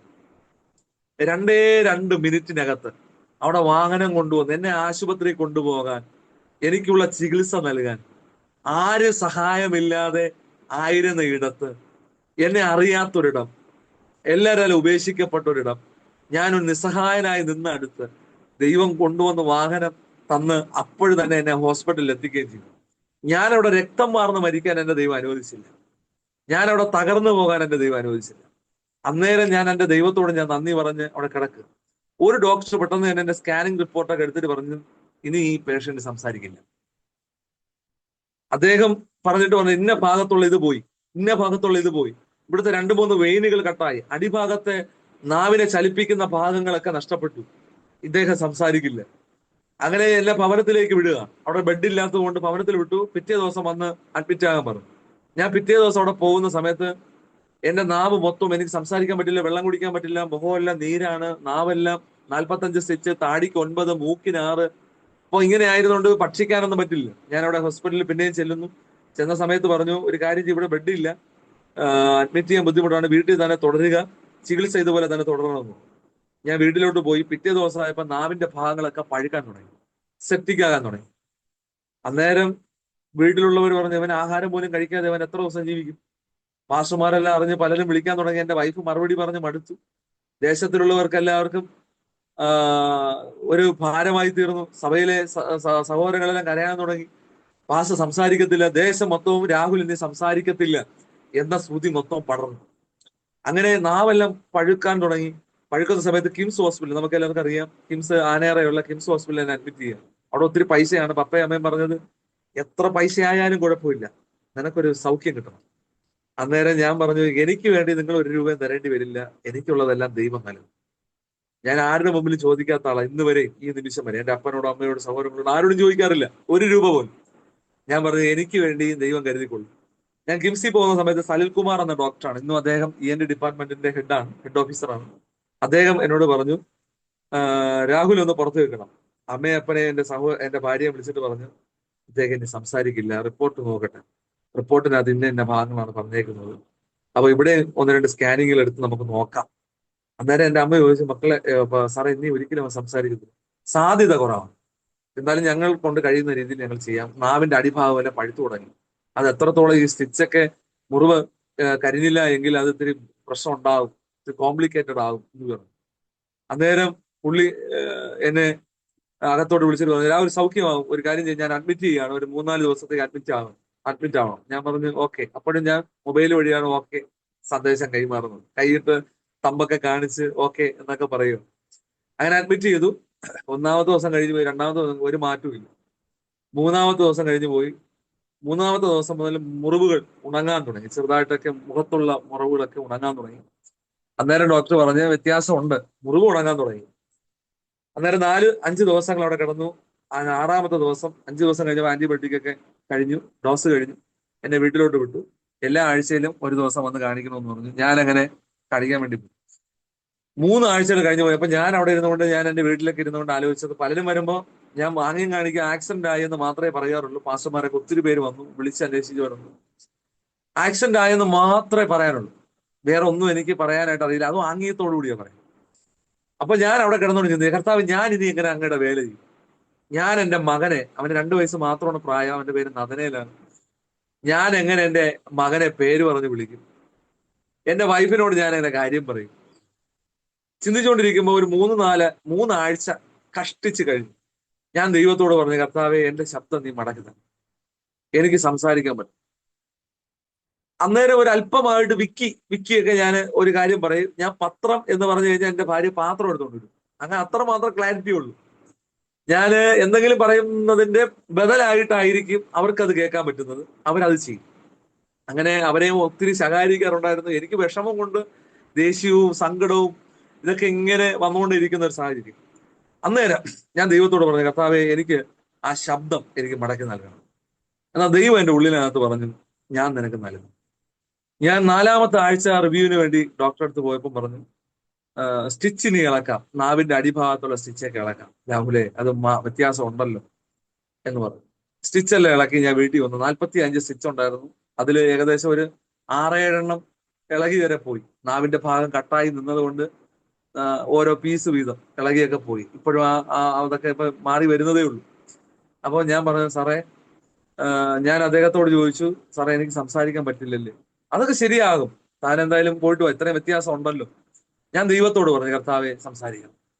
എന്നാൽ പിറ്റേ ഒരു ദിവസം ഞാൻ ദൈവത്തോട് ഒരു നേർച്ച, ഞാൻ എന്റെ പഴയ വിശ്വാസത്തിൽ എന്ന് പറഞ്ഞാൽ എന്റെ അമ്മയൊക്കെ പഠിപ്പിച്ചു വന്ന വിശ്വാസത്തിലൊക്കെ ആയതുകൊണ്ട് ഞാൻ ദൈവത്തോട് പറഞ്ഞു, കർത്താവെ എന്റെ ശബ്ദം തിരിച്ചു തരികയാണെങ്കിൽ എന്റെ ആലയത്തിൽ ഒരു നല്ലൊരു സൗണ്ട് സിസ്റ്റം വാങ്ങിച്ച് ഞാൻ വയ്ക്കും. അപ്പോൾ ശബ്ദവും സൗണ്ട് സിസ്റ്റവുമായിട്ട് റിലേഷൻ ആയതുകൊണ്ട് ഞാൻ പറഞ്ഞു, എനിക്ക് ശബ്ദമാണ് ഏറ്റവും പ്രധാനം, അത് വേണം. അപ്പൊ അതുകൊണ്ട് ഞാൻ പറഞ്ഞു, കർത്താവ് ഞാനൊരു വിഭജിച്ചു. അതിന്റെ 2 ദിവസങ്ങൾ കഴിയുമ്പോൾ തന്നെ ഞാനൊരു അല്പം കൂടെ സംസാരിക്കാൻ തുടങ്ങി, സ്വന്തമായി ഭക്ഷണം കഴിക്കാൻ തുടങ്ങി. നാവ് കൊണ്ട് അത്ര ഇഴക്കാൻ പറ്റത്തില്ലെങ്കിൽ വിഴുങ്ങുകയായിരുന്നു, ഭക്ഷണം വിഴുങ്ങുക, നാവ് ചലിപ്പിക്കാൻ പറ്റില്ല, ആ ഒരു സാഹചര്യം ഉണ്ടായിരുന്നു. എന്നാലും ഞാൻ വിഴുങ്ങുക. അന്നേരം ഞാൻ ഒരു അല്പമായിട്ട് അമ്മ എന്ന് വിളിക്കാൻ തുടങ്ങി, ഭാര്യയെ ഡി എന്ന് വിളിക്കാൻ തുടങ്ങി. അപ്പൊ അങ്ങനെയുള്ള കൊച്ചു കൊച്ചു കൊച്ചു വാക്കുകൾ ഞാൻ സംസാരിക്കുന്നു. എന്തായാലും ഒരു 4-5 ആഴ്ച കഴിഞ്ഞപ്പോൾ തന്നെ ഞാൻ എന്റെ ചർച്ചിൽ പോയി. പ്രസംഗിക്കാൻ പറ്റില്ല, പല പാസ്റ്റർമാരാണ് അപ്പൊ നടത്തിയത്, പ്രസംഗിക്കാൻ പറ്റില്ല, അത് ഓക്കെയാണ്. മുറിവുകളൊക്കെ താടിയിലൊക്കെ കരിഞ്ഞു തുടങ്ങിയതേ ഉള്ളൂ, ഒന്നും ആയില്ല. ഞാനിങ്ങനെ ചുമ്മാ ചെന്ന് കസാരയിലിരിക്കും, എന്തെങ്കിലുമൊക്കെ ഇങ്ങനെ പറയും. സഹോദരന്മാരെല്ലാം വന്ന് 1 മണിക്കൂർ പ്രാർത്ഥന, അത് കഴിഞ്ഞ് ആരാധനയൊക്കെ 1 മണിക്കൂറായി ചുരുങ്ങി. കാര്യം പാസ്റ്റർ സംസാരിക്കാൻ പറ്റില്ല അത്ര. എന്നാൽ 3-4 ദിവസങ്ങൾ ഇങ്ങനെ കഴിയുന്നതോറും എനിക്ക് വ്യത്യാസങ്ങളുണ്ടായി. ഞാൻ പിന്നെ വാക്കുകൾ പറയാൻ തുടങ്ങി. ഒരു കൊച്ചു കുഞ്ഞ് അവൻ ജനിച്ച് വളർത്തപ്പെട്ട് എങ്ങനെയാണോ സംസാരിക്കാൻ തുടങ്ങുന്നത്, കൊച്ചു കൊച്ചു വാക്കുകൾ ഉപയോഗിച്ച് സംസാരിക്കുന്നത്, അതുപോലെ ഞാനും അങ്ങനെ സംസാരിക്കാൻ തുടങ്ങി. പിന്നെ അത് വാചകങ്ങളായി, പിന്നെ അത് പാരഗ്രാഫുകൾ പോലെ സംസാരിക്കാൻ തുടങ്ങി. പിന്നെ അങ്ങ് സംസാരം വളരെ ക്ലിയർ അല്ലെങ്കിലും അത്യാവശ്യം ഒരു പറയുന്നത് വിക്കനായ ഭാഷയിൽ സംസാരിക്കാൻ തുടങ്ങി. എന്നാൽ ഒരു 6-7 ആഴ്ചകൾ കഴിഞ്ഞപ്പോൾ തന്നെ എന്റെ സംസാര ശേഷി പൂർണ്ണമായി ദൈവം എനിക്ക് മടങ്ങി. അതൊരു അത്ഭുതമായിരുന്നു. ഞാൻ 7-ാമത്തെ റിവ്യൂക്ക് അവിടെ ഒരു 7 ആഴ്ചകൾ കഴിഞ്ഞ് റിവ്യൂക്ക് പോകുന്ന സമയത്ത് ഡോക്ടർ എൻ്റെ അടുത്ത് പറഞ്ഞത്, രാഹുൽ ഇപ്പൊ എങ്ങനെ ഉണ്ടെന്ന് പറയുമ്പോൾ, സാറേ സുഖമായി. ഞാൻ അദ്ദേഹത്തോട് ഇങ്ങനെ സംസാരിച്ചത് പുള്ളിക്ക് വളരെ അത്ഭുതമായി. പുള്ളി പറഞ്ഞത്, ഇങ്ങനെ വന്ന അപകടവും മുറിവും വെച്ച് നോക്കുകയാണെങ്കിൽ താൻ സംസാരിക്കാൻ സാധ്യതയില്ല. പക്ഷെ ഞാൻ പറയാം, സാറേ ഞാനൊരു പാസ്റ്റർ, ഞാൻ സേവിക്കുന്ന ദൈവം എല്ലാ പരിസ്ഥിതിയെക്കാളും ഏറ്റവും വലിയവനാണ്. ഞങ്ങൾ ഇന്ന് ഇവിടെ ആയിരിക്കുന്ന ഈ സാഹചര്യം, ഞങ്ങൾ ഇന്ന് ഈ വീട്ടിനകത്ത് ആയിരിക്കുമ്പോഴും എന്റെ വീടിന്റെ അവസ്ഥ അറിഞ്ഞ ദൈവം, ഞാൻ ഇത്രയും ആക്സിഡന്റ് ആയി ഞാൻ തകർന്നു പോകാനുള്ള സാഹചര്യത്തിൽ എന്നെ അറിഞ്ഞ ദൈവം അന്നും കൈവിട്ടിട്ടില്ല സാറേ, ഇന്നും കൈവിട്ടിട്ടില്ല. അതിന്റെ പ്രത്യക്ഷമായ അടയാളമാണ് രാഹുൽ എന്ന ഞാൻ സംസാരിക്കുന്നത്. അദ്ദേഹം എന്തു ആയിക്കോട്ടെ, തന്റെ ദൈവം തന്നെ രക്ഷിച്ചു, ശരിയാ, സമ്മതിച്ചു. പക്ഷെ ഇത് ഞങ്ങളുടെ ചരിത്രത്തിൽ, അല്ലെങ്കിൽ എന്റെ ലൈഫിൽ ആദ്യത്തെ ഒരു കാര്യമാണ്. പ്രിയമുള്ളവരെ, ഇന്നും എന്റെ നാവിന്റെ പകുതി വേദന എനിക്കറിയില്ല. കടിച്ച് മുറിവേൽക്കുന്ന സമയത്ത് മാത്രമാണ്, അവിടുന്ന് ബ്ലഡ് വരുമ്പോൾ മാത്രമാണ് നാവിൽ കടി പറ്റി എന്ന് പോലും ഞാൻ അറിയില്ല. പകുതി രുചി എന്താണെന്ന് അറിയില്ല, വേദന അറിയില്ല, രുചി അറിയില്ല.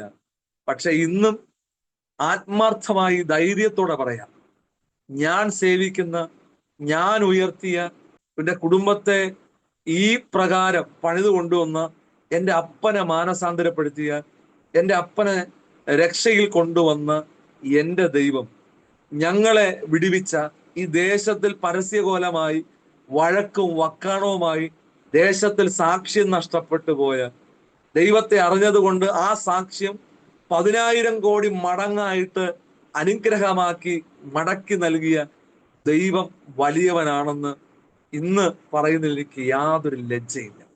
ആ ദൈവം അത്ഭുതമാണ്. എത്രയോ പേര് ഇങ്ങനെയുള്ള അനുഭവങ്ങൾ വരുമ്പോൾ ഒരു കയറിനകത്ത് അല്ലെങ്കിൽ ഒരു കുപ്പി മദ്യത്തിൽ ജീവൻ നശിപ്പിച്ച് കളയുമ്പോൾ അവരോടും കൂടെ പറയാൻ പറ്റുന്ന ഒരു കാര്യം, ഞാൻ സേവിക്കുന്ന എന്റെ ദൈവത്തിന് ഈ അവസ്ഥകളിൽ നിന്ന് വിടുവിക്കാൻ കഴിയും.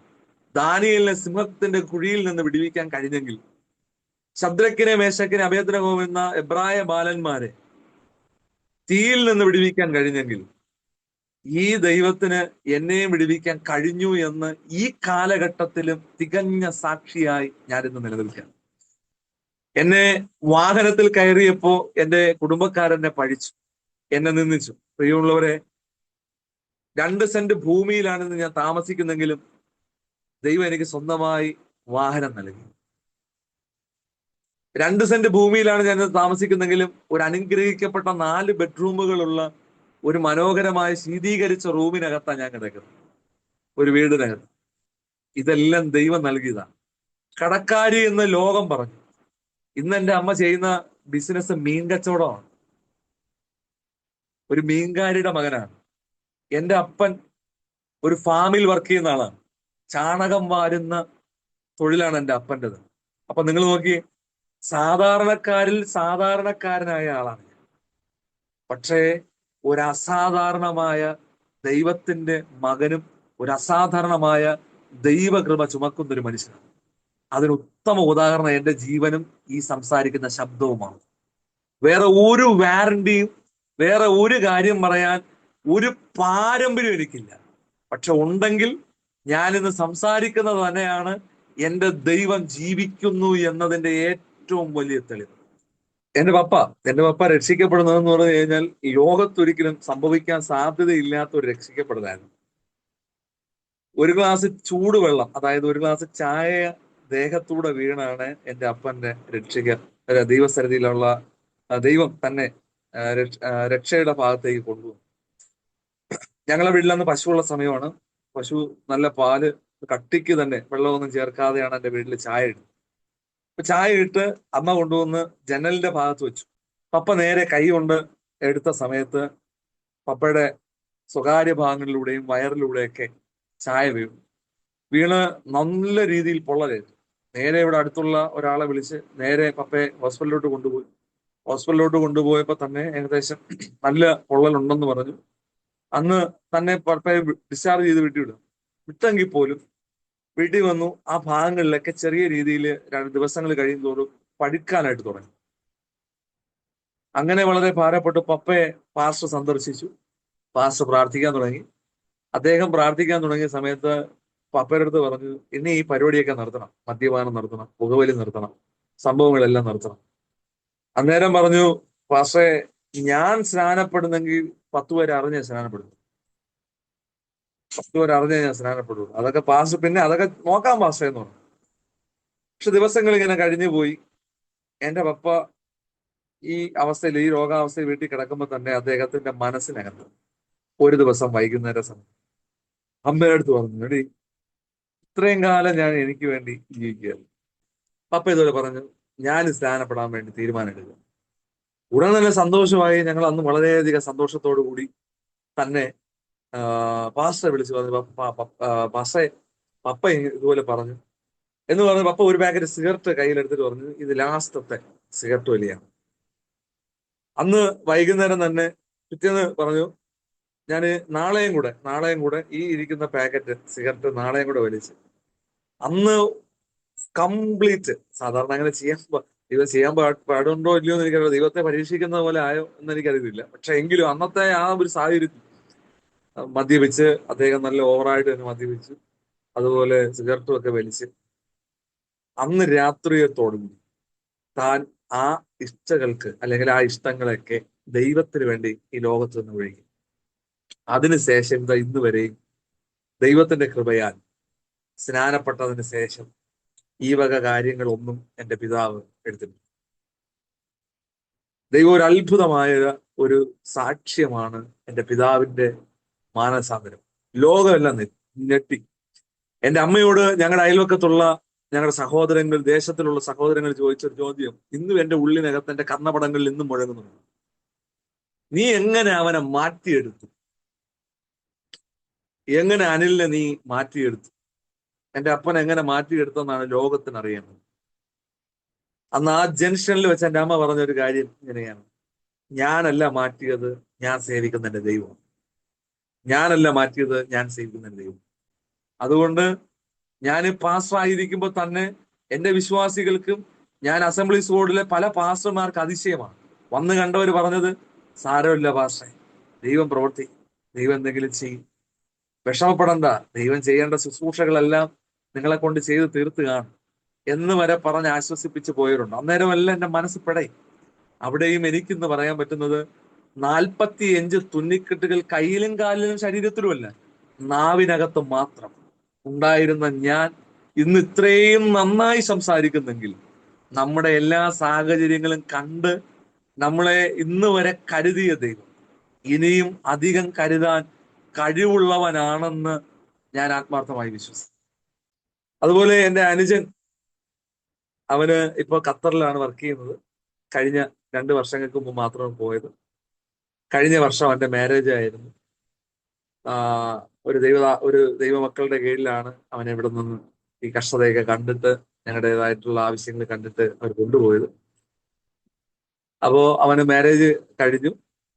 അവന്റെ വൈഫിന്റെ പേര് ഫേബ എന്നാണ്. അത് നേഴ്സിംഗ് പഠിച്ച ഒരു കുട്ടിയാണ്. അവള് ഇപ്പോ നെയ്യാർ മെഡിസിറ്റി, നമ്മുടെ കാട്ടാക്കടയുള്ള നെയ്യാർ മെഡിസിറ്റിയിൽ വർക്ക് ചെയ്യുകയാണ്. ഒരു അനുഗ്രഹിക്കപ്പെട്ട കുടുംബജീവിതം പ്രിയ സഹോദരൻ ദൈവം നൽകി. എന്റെ വൈഫിന്റെ പേര് സ്റ്റെഫി എന്നാണ്. ഞങ്ങൾക്ക് ഒരു കുഞ്ഞുണ്ട്. അവന്റെ പേര് നദനയിലാണ്. കഴിഞ്ഞ സെപ്റ്റംബർ മാസം 20-ാം തീയതി അവന് 2 വയസ്സ് പൂർത്തീകരിച്ചു. ദൈവം അവനെ കൃപയോടുകൂടി ദൈവം നടത്തുന്നു. ഞങ്ങൾ ഒരുമിച്ച് നമ്മൾ കൂട്ടുകുടുംബം പോലെ ഞങ്ങള് 2 കുടുംബങ്ങളും അപ്പനും അമ്മയായിട്ട് ഞങ്ങൾ ഒരുമിച്ച് ഇന്നുവരെ താമസിച്ചു പോകും. ഈ സാക്ഷ്യം ഇത് കേൾക്കുന്ന പ്രിയപ്പെട്ടവർക്ക് ഏറെ അനുഗ്രഹവും അവരുടെ ജീവിതത്തിനകത്ത് ഏത് അവസ്ഥയിലൂടെ ആകട്ടെ. നമ്മൾ ഒറ്റയ്ക്ക്, ഞാൻ ആ കാട്ടായിക്കോണത്ത് നിന്നപ്പോൾ 2 മിനിറ്റ് മാത്രമാണ് റോഡിൽ ഇരുന്ന് രക്തം വാരാൻ കർത്താവ് അനുവദിച്ചത്. അടുത്ത സമയം ദൈവം വാഹനവുമായി അവിടെ എത്തി. ദൈവത്തിന്റെ സാന്നിധ്യം അവിടെ എന്നെ അവിടെ കൊണ്ടുപോകാനിടയായിട്ടുണ്ട്. ഏത് സാഹചര്യത്തിലായിരുന്നു അവിടെ എല്ലാം എന്നെ ഫിലിപ്പോസിനെ പരിശുദ്ധാത്മാവ് ഗസ എന്ന ദേശത്ത് വെച്ച് എടുത്തുകൊണ്ട് പോയതുപോലെ തന്നെ ഓരോ അവസ്ഥകളിലൂടെയും ദൈവം എന്നെ എടുത്തു മാറ്റി. സിംഹത്തിന്റെ കുഴിയിൽ ആയിപ്പോയ ദാനിയേലിനെ സിംഹങ്ങളുടെ വായ അടച്ച് കാത്തതുപോലെ തന്നെ ഓപ്പറേഷൻ തിയേറ്ററിനകത്ത് വെച്ച് സ്വർഗത്തിലെ ദൈവം എന്നെ മൂടി മറച്ചു. എത്ര അത്ഭുതങ്ങളായി ദൈവം എന്നെ ഇത്രയും കാലം, എന്റെ ബാല്യകാലം തുടങ്ങി ഇന്നു വരെ ദൈവം എന്നെ നടത്തി. അതുകൊണ്ട് ഈ ദൈവം വലിയവനായ ദൈവം. വിശ്വസിക്കുന്നവർ ഈ ദൈവത്തിന്റെ അത്ഭുതം ഇനിയും കാണും. ഇന്നും പാസ്സായിരിക്കുമ്പോൾ തന്നെ എനിക്ക് ആത്മാർത്ഥമായി ഈ വിശ്വാസ സമൂഹത്തോട്, ദൈവദാസന്മാരോടും നിങ്ങളോടും ഈ സാക്ഷ്യത്തിലൂടെ എനിക്ക് ഉത്ബോധിപ്പിക്കാനുള്ളത് ഇത്രയും: എന്റെ ദൈവത്തെ ആത്മാർത്ഥമായി സ്നേഹിച്ചാൽ അവൻ ഒരു നാളും കൈവിടുകയില്ല.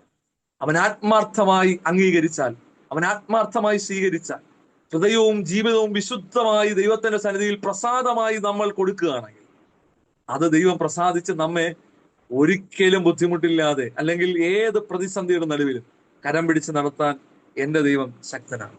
ഈ അവസരം എനിക്ക് സാക്ഷ്യം പറയാൻ ഒരുക്കിയ അരോമ ടിവിയോടും പ്രത്യേകിച്ച് പ്രിയ ഡാനിയൽ സാറിനോടുള്ള നന്ദി ഇത്തരണത്തിൽ അറിയിച്ച് എന്റെ വാക്കുകൾക്ക് ഞാൻ വിരാമം കുറിക്കുന്ന ഒരു നിമിഷം നമുക്ക് പ്രാർത്ഥിക്കാം.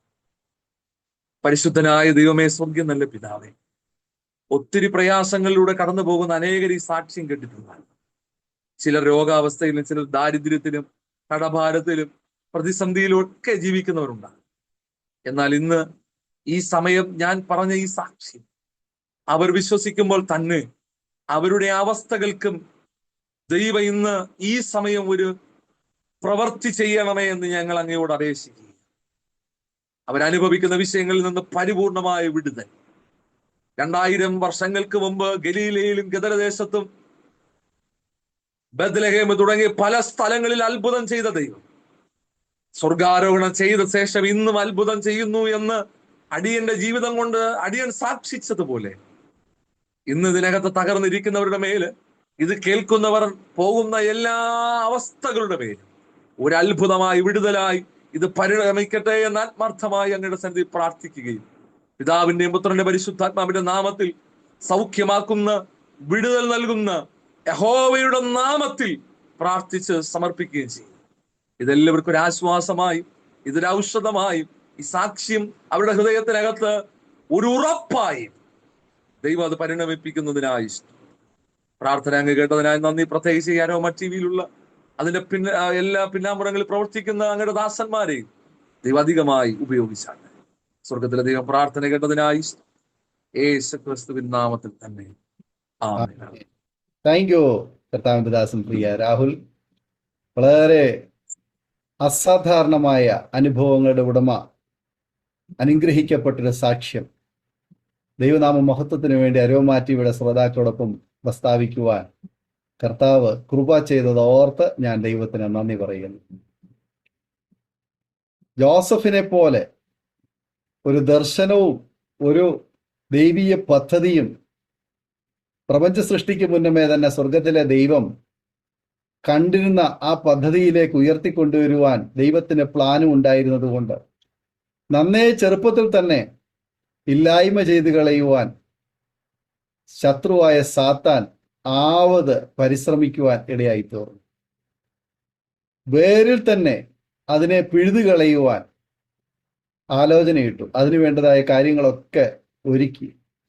എന്നാൽ ദൈവത്തിൻ്റെ പദ്ധതി മറ്റൊന്നായിരുന്നത് കൊണ്ട് ദൈവം അതിനു ചുറ്റും ഒരു വേലി കെട്ടി സൂക്ഷിച്ച് പ്രത്യേക സംരക്ഷണയിൽ പൊട്ടക്കിണറിലായിരുന്നപ്പോഴും, പൊത്തിപ്പേരുടെ ഭവനത്തിലായിരുന്നപ്പോഴും, കാരാഗ്രഹത്തിലായിരുന്നപ്പോഴും ദൈവത്തിൻ്റെ ദൃഷ്ടി ജോസഫിനോട് കൂടെ ഇരുന്നതുപോലെ പ്രിയ കർത്താവിന്റെ ദാസൻ രാഹുലിനോടും കൂടെ ദൈവത്തിന്റെ ദയയും ദൃഷ്ടിയും ഇരുന്നത് കൊണ്ട് ഇന്ന് ആമേൻ ഇങ്ങനെ ഒരു സാക്ഷ്യം പറയുവാൻ ഇടവന്നു എന്ന് മാത്രമേ പറയുവാൻ ഉള്ളൂ.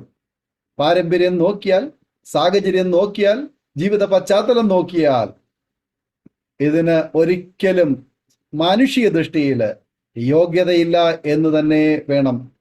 എന്നാൽ അതിനൊക്കെ അപ്പുറമായി ദൈവത്തിന്റെ പദ്ധതി, കർത്താവായ യേശുക്രിസ്തുവിനെ കുറിച്ച് പറയുന്നത് പോലെ, നസ്രയത്തുകാരൻ, തച്ചന്റെ മകൻ, പഠിപ്പില്ലാത്തവൻ, ഒരുപാട് പരിമിതികളും പോരായ്മകളും ആ കർത്താവിനെ കുറിച്ച്, തന്റെ മാതാപിതാക്കന്മാരെ കുറിച്ച്, ആ കുടുംബത്തെക്കുറിച്ച് സമൂഹത്തിന് പറയുവാനുള്ളത്.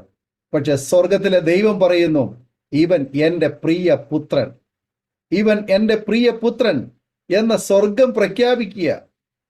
ശത്രുവായ സാത്താന്റെ തല തകർന്നു പോയി. അവിടെ തൊട്ട് പിശാച് അഹപ്പാട് വിരളി കൂടുവാനിടയായി തീർന്നു. ഇന്നും ദൈവത്തിന് വേണ്ടി ദൈവം ചിലരെ വേർതിരിച്ചു കൊണ്ടിരിക്കുന്നു. അധികം പൗരാണികമായ സംഭവങ്ങളൊന്നുമല്ല. ഈ ആധുനിക കാലഘട്ടത്തിലാണ് പ്രിയ രാഹുലിന്റെ ജനനവും ജീവിതവും സാഹചര്യവും എന്ന് കേൾക്കുന്ന അല്ലെങ്കിൽ കാണുന്ന ഏതൊരു പ്രിയപ്പെട്ടവർക്ക് മനസ്സിലാക്കുവാൻ കഴിയും. എന്നാൽ ഈ കാലഘട്ടത്തിലും ദൈവത്തിന് വേണ്ടുന്ന ചില പ്രിയപ്പെട്ടവരെ, ചില കുടുംബങ്ങളിൽ ദൈവം ആമേനെ ആക്കി വെച്ചിട്ടുണ്ട്. അവരെ പുറത്തു വരുവാൻ പിശാച് അനുവദിക്കൽ. ഏതെങ്കിലും വിധത്തിൽ പുറത്തു വന്നാൽ അതിനെ അവിടെ വെച്ച് തകർത്ത് കളയുവാൻ ശ്രമിക്കുന്ന സംഭവങ്ങൾ. അതാണ് ആ വാഹനാപകടത്തിലൂടെ സംഭവിച്ചത്. കാരണം ആ നാവ് കൊണ്ട് ഇനി സുവിശേഷം പറയാതിരിക്കാൻ, ആ നാവ് കൊണ്ട് പ്രസംഗിക്കാതിരിക്കാൻ, ആ നാവ് കൊണ്ട് പ്രാർത്ഥിക്കാതിരിക്കാൻ, ആ നാവ് കൊണ്ട് പ്രസംഗിക്കാതിരിക്കാനും, സുവിശേഷം പറയാതിരിക്കാനും, ദൈവവചനം പറയാതിരിക്കാനും, സാക്ഷ്യം പറയാതിരിക്കാനും, അതിനെ തകർത്ത് കളയുവാൻ പിശാച് ശ്രമിച്ചു. എങ്കിലും ദൈവം തൊട്ടതുകൊണ്ട് കല്ലറയിൽ മരിച്ചടക്കപ്പെട്ട് 4 നാളായ ലാസറിനെ പുറത്തു കൊണ്ടുവന്നതുപോലെ ആമേൻ മരണത്തിനപ്പുറമായി പ്രവർത്തിക്കുവാൻ അല്ലെങ്കിൽ നമ്മോടുകൂടി ഇറങ്ങി വരുവാൻ കഴിവുള്ള കർത്താവിന്റെ ആ ആണിപ്പുള്ള കരം പ്രിയ മകനെ തൊട്ടു. കർത്താവ് ആ നാവിനെ സൗഖ്യമാക്കുവാൻ ഇടയായി തീർന്നല്ലോ. കർത്താവിന്റെ ആ മഹാസ്നേഹത്തിനായി, ആ ദൈവീയ പദ്ധതിക്കായി ഞാൻ ദൈവത്തിന് സ്തോത്രം ചെയ്യുന്നു. ആ മാതാപിതാക്കന്മാര് ആമേന് അവരൊരുപാട് തിക്ത അനുഭവങ്ങളിലൂടെ ഒക്കെ കടന്നുപോയി. പ്രത്യേകിച്ച് കണ്ണുനീരോടെ കരഞ്ഞ ആ അമ്മയുടെ കണ്ണുനീരും പ്രാർത്ഥനയും സമർപ്പണവും ആമേൻ ആ മകനൊരു അനുഗ്രഹമായി തീർന്നു എന്ന് കേൾക്കുവാൻ തക്കവണ്ണം കഴിഞ്ഞു. ഇതുപോലെ കണ്ണുനീരോടെ കരയുന്ന ഒരുപാട് അമ്മമാരുണ്ട്. സമൂഹത്തിൽ ഒരുപാട് തലമുറകൾക്ക് വേണ്ടി കണ്ണുനീരോടെ കരയുന്ന അമ്മമാർ ഞങ്ങളെ കേൾക്കുന്നുണ്ടാവാം. വാത്സല്യ മാതാവേ, സഹോദരി, നിന്റെ മകന് വേണ്ടി, തലമുറകൾക്ക് വേണ്ടി നീ കരയുന്നുവെങ്കിൽ നിന്റെ കണ്ണുനീര് ദൈവം കണക്കിടുക തന്നെ ചെയ്യും. നാളെ ഇതുപോലെയുള്ള സാക്ഷ്യങ്ങൾ പ്രസ്താവിക്കുവാൻ തലമുറകളെ ദൈവം ഒരുക്കിയെടുക്കുവാൻ തക്കവണ്ണം ആമേനടിയായിത്തീരും. അതിന് വ്യക്തമായൊരു ഉദാഹരണമാണ് ഇന്ന് ഈ സാക്ഷ്യത്തിലൂടെ നമുക്ക് കേൾക്കുവാൻ തക്കവണ്ണം കഴിഞ്ഞു. അനേക തലമുറകൾക്ക് മാതൃകയായിരിക്കുവാൻ ഈ പ്രിയദാസനെ ദൈവം ആമേൻ നമ്മുടെ മുൻപാകെ ഒരു സാക്ഷ്യമായി ദൈവം ഒരുക്കിയതുപോലെ കേൾവിക്കാരായ ഓരോ പ്രിയപ്പെട്ടവരുടെയും ജീവിതത്തില് ദൈവം നിങ്ങളുടെ തലമുറകളെ ഒരുക്കിയെടുക്കട്ടെ എന്ന് ഞങ്ങളും ആഗ്രഹിക്കുന്നു, ആശംസിക്കുന്നു, പ്രാർത്ഥിക്കുന്നു. വളരെ ചെറുപ്പത്തിൽ തന്നെ കർത്താവിന് വേണ്ടി ജീവിതം സമർപ്പിക്കുവാൻ അനുഗ്രഹിക്കപ്പെട്ട നിലയിൽ ശുശ്രൂഷ മണ്ഡലങ്ങളിൽ ഇന്ന് ദൈവം ഉപയോഗിച്ചുകൊണ്ടിരിക്കുന്ന ആമേൻ കർത്താവിന്റെ ദാസിനെ ദൈവം സൗഖ്യത്തോടെ, ആരോഗ്യത്തോടെ, ദീർഘായുസോടെ അനേക വേദികൾ, അനേകരുടെ മുൻപിൽ കർത്താവിനെ ആമേ ശക്തമായി ഉയർത്തുവാൻ പിന്നെ ആയുസ്സും ആരോഗ്യവും അവസരങ്ങളും കർത്താവ് ഒരുക്കട്ടെ എന്ന് ഇത്തരണത്തിൽ ആശംസിക്കുന്നു, പ്രാർത്ഥിക്കുന്നു. പ്രേക്ഷകർക്ക് ഈ സാക്ഷ്യം ഒരു അനുഗ്രഹമായി തീർന്നുവെങ്കിൽ തീർച്ചയായിട്ടും നിങ്ങളുടെ പ്രിയപ്പെട്ടവർക്ക്, സുഹൃത്തുക്കൾക്ക് ഷെയർ ചെയ്ത് കൊടുക്കുക. അവരും കേട്ട് അനുഗ്രഹിക്കപ്പെടട്ടെ. അതിലൂടെ ദൈവനാമം മഹിമപ്പെടുവാൻ മുഖാന്തരമായി തീരുമല്ലോ. മാത്രമല്ല, നിങ്ങളുടെ വലിയൊരു അഭിപ്രായങ്ങളും നിർദ്ദേശങ്ങളും കമന്റ് ബോക്സിൽ രേഖപ്പെടുത്താവുന്നതാണ്. ഈ ദൈവദാസിനെ ഓർത്ത് നിങ്ങൾ പ്രാർത്ഥിക്കുക. ആമേന് എല്ലാ തിങ്കളാഴ്ചയും രാത്രി 9 മണി മുതൽ അരോമ ടിവിയിൽ സാക്ഷ്യം പറഞ്ഞ പ്രിയപ്പെട്ടവരോടൊപ്പം പ്രാർത്ഥിക്കാൻ നിങ്ങൾക്ക് അവസരമുണ്ട്. നിങ്ങളെ അതിനായി ക്ഷണിച്ചുകൊള്ളുന്നു. അടുത്ത അനുഗ്രഹിക്കപ്പെട്ട സാക്ഷ്യവും വചനചിന്തയുമായി വീണ്ടും കൂടി കാണുമ്പോഴേയും എല്ലാ പ്രിയപ്പെട്ടവർക്കും goodbye. God bless you all. Amen. ഓർമ്മയുടെ മനോരഥത്തിൽ മായാത്ത ഓർമ്മയ്ക്കായി അരോമ മാട്രിമോണിയിൽ നിന്നും ജീവിത പങ്കാളിയെ കണ്ടെത്തൂ. നിങ്ങൾ ഒരു ക്രിസ്തീയ ജീവിത പങ്കാളിയെ അന്വേഷിക്കുകയാണോ? അതോ മക്കൾക്ക് അനുയോജ്യമായ ഒരു തക്ക തുണയ്ക്ക് വേണ്ടി പ്രാർത്ഥിക്കുന്ന വ്യക്തിയാണോ? എങ്കിൽ അരോമ മാട്രിമോണി നിങ്ങൾക്ക് വേണ്ടിയാണ്. ഇന്നു തന്നെ സൗജന്യമായി രജിസ്റ്റർ ചെയ്യൂ. അരോമ മാട്രിമോണിയുടെ പ്രത്യേകതകൾ: രജിസ്ട്രേഷൻ തികച്ചും സൗജന്യം. ലോകത്തെവിടെയുമുള്ള അനുയോജ്യമായ ക്രിസ്തീയ ജീവിത പങ്കാളിയെ തിരഞ്ഞെടുക്കാം. വിവാഹം നടക്കുന്നതുവരെ സർവീസ് ലഭിക്കുന്നു. ഏറ്റവും ചെറിയ പാക്കേജുകളും തിരഞ്ഞെടുക്കാം. അരോമ മാട്രിമോണി നിങ്ങൾക്കായി ഒരുക്കുന്നു വിവാഹം പരമാനന്ദം. Email aroma matrimony2020@gmail.com.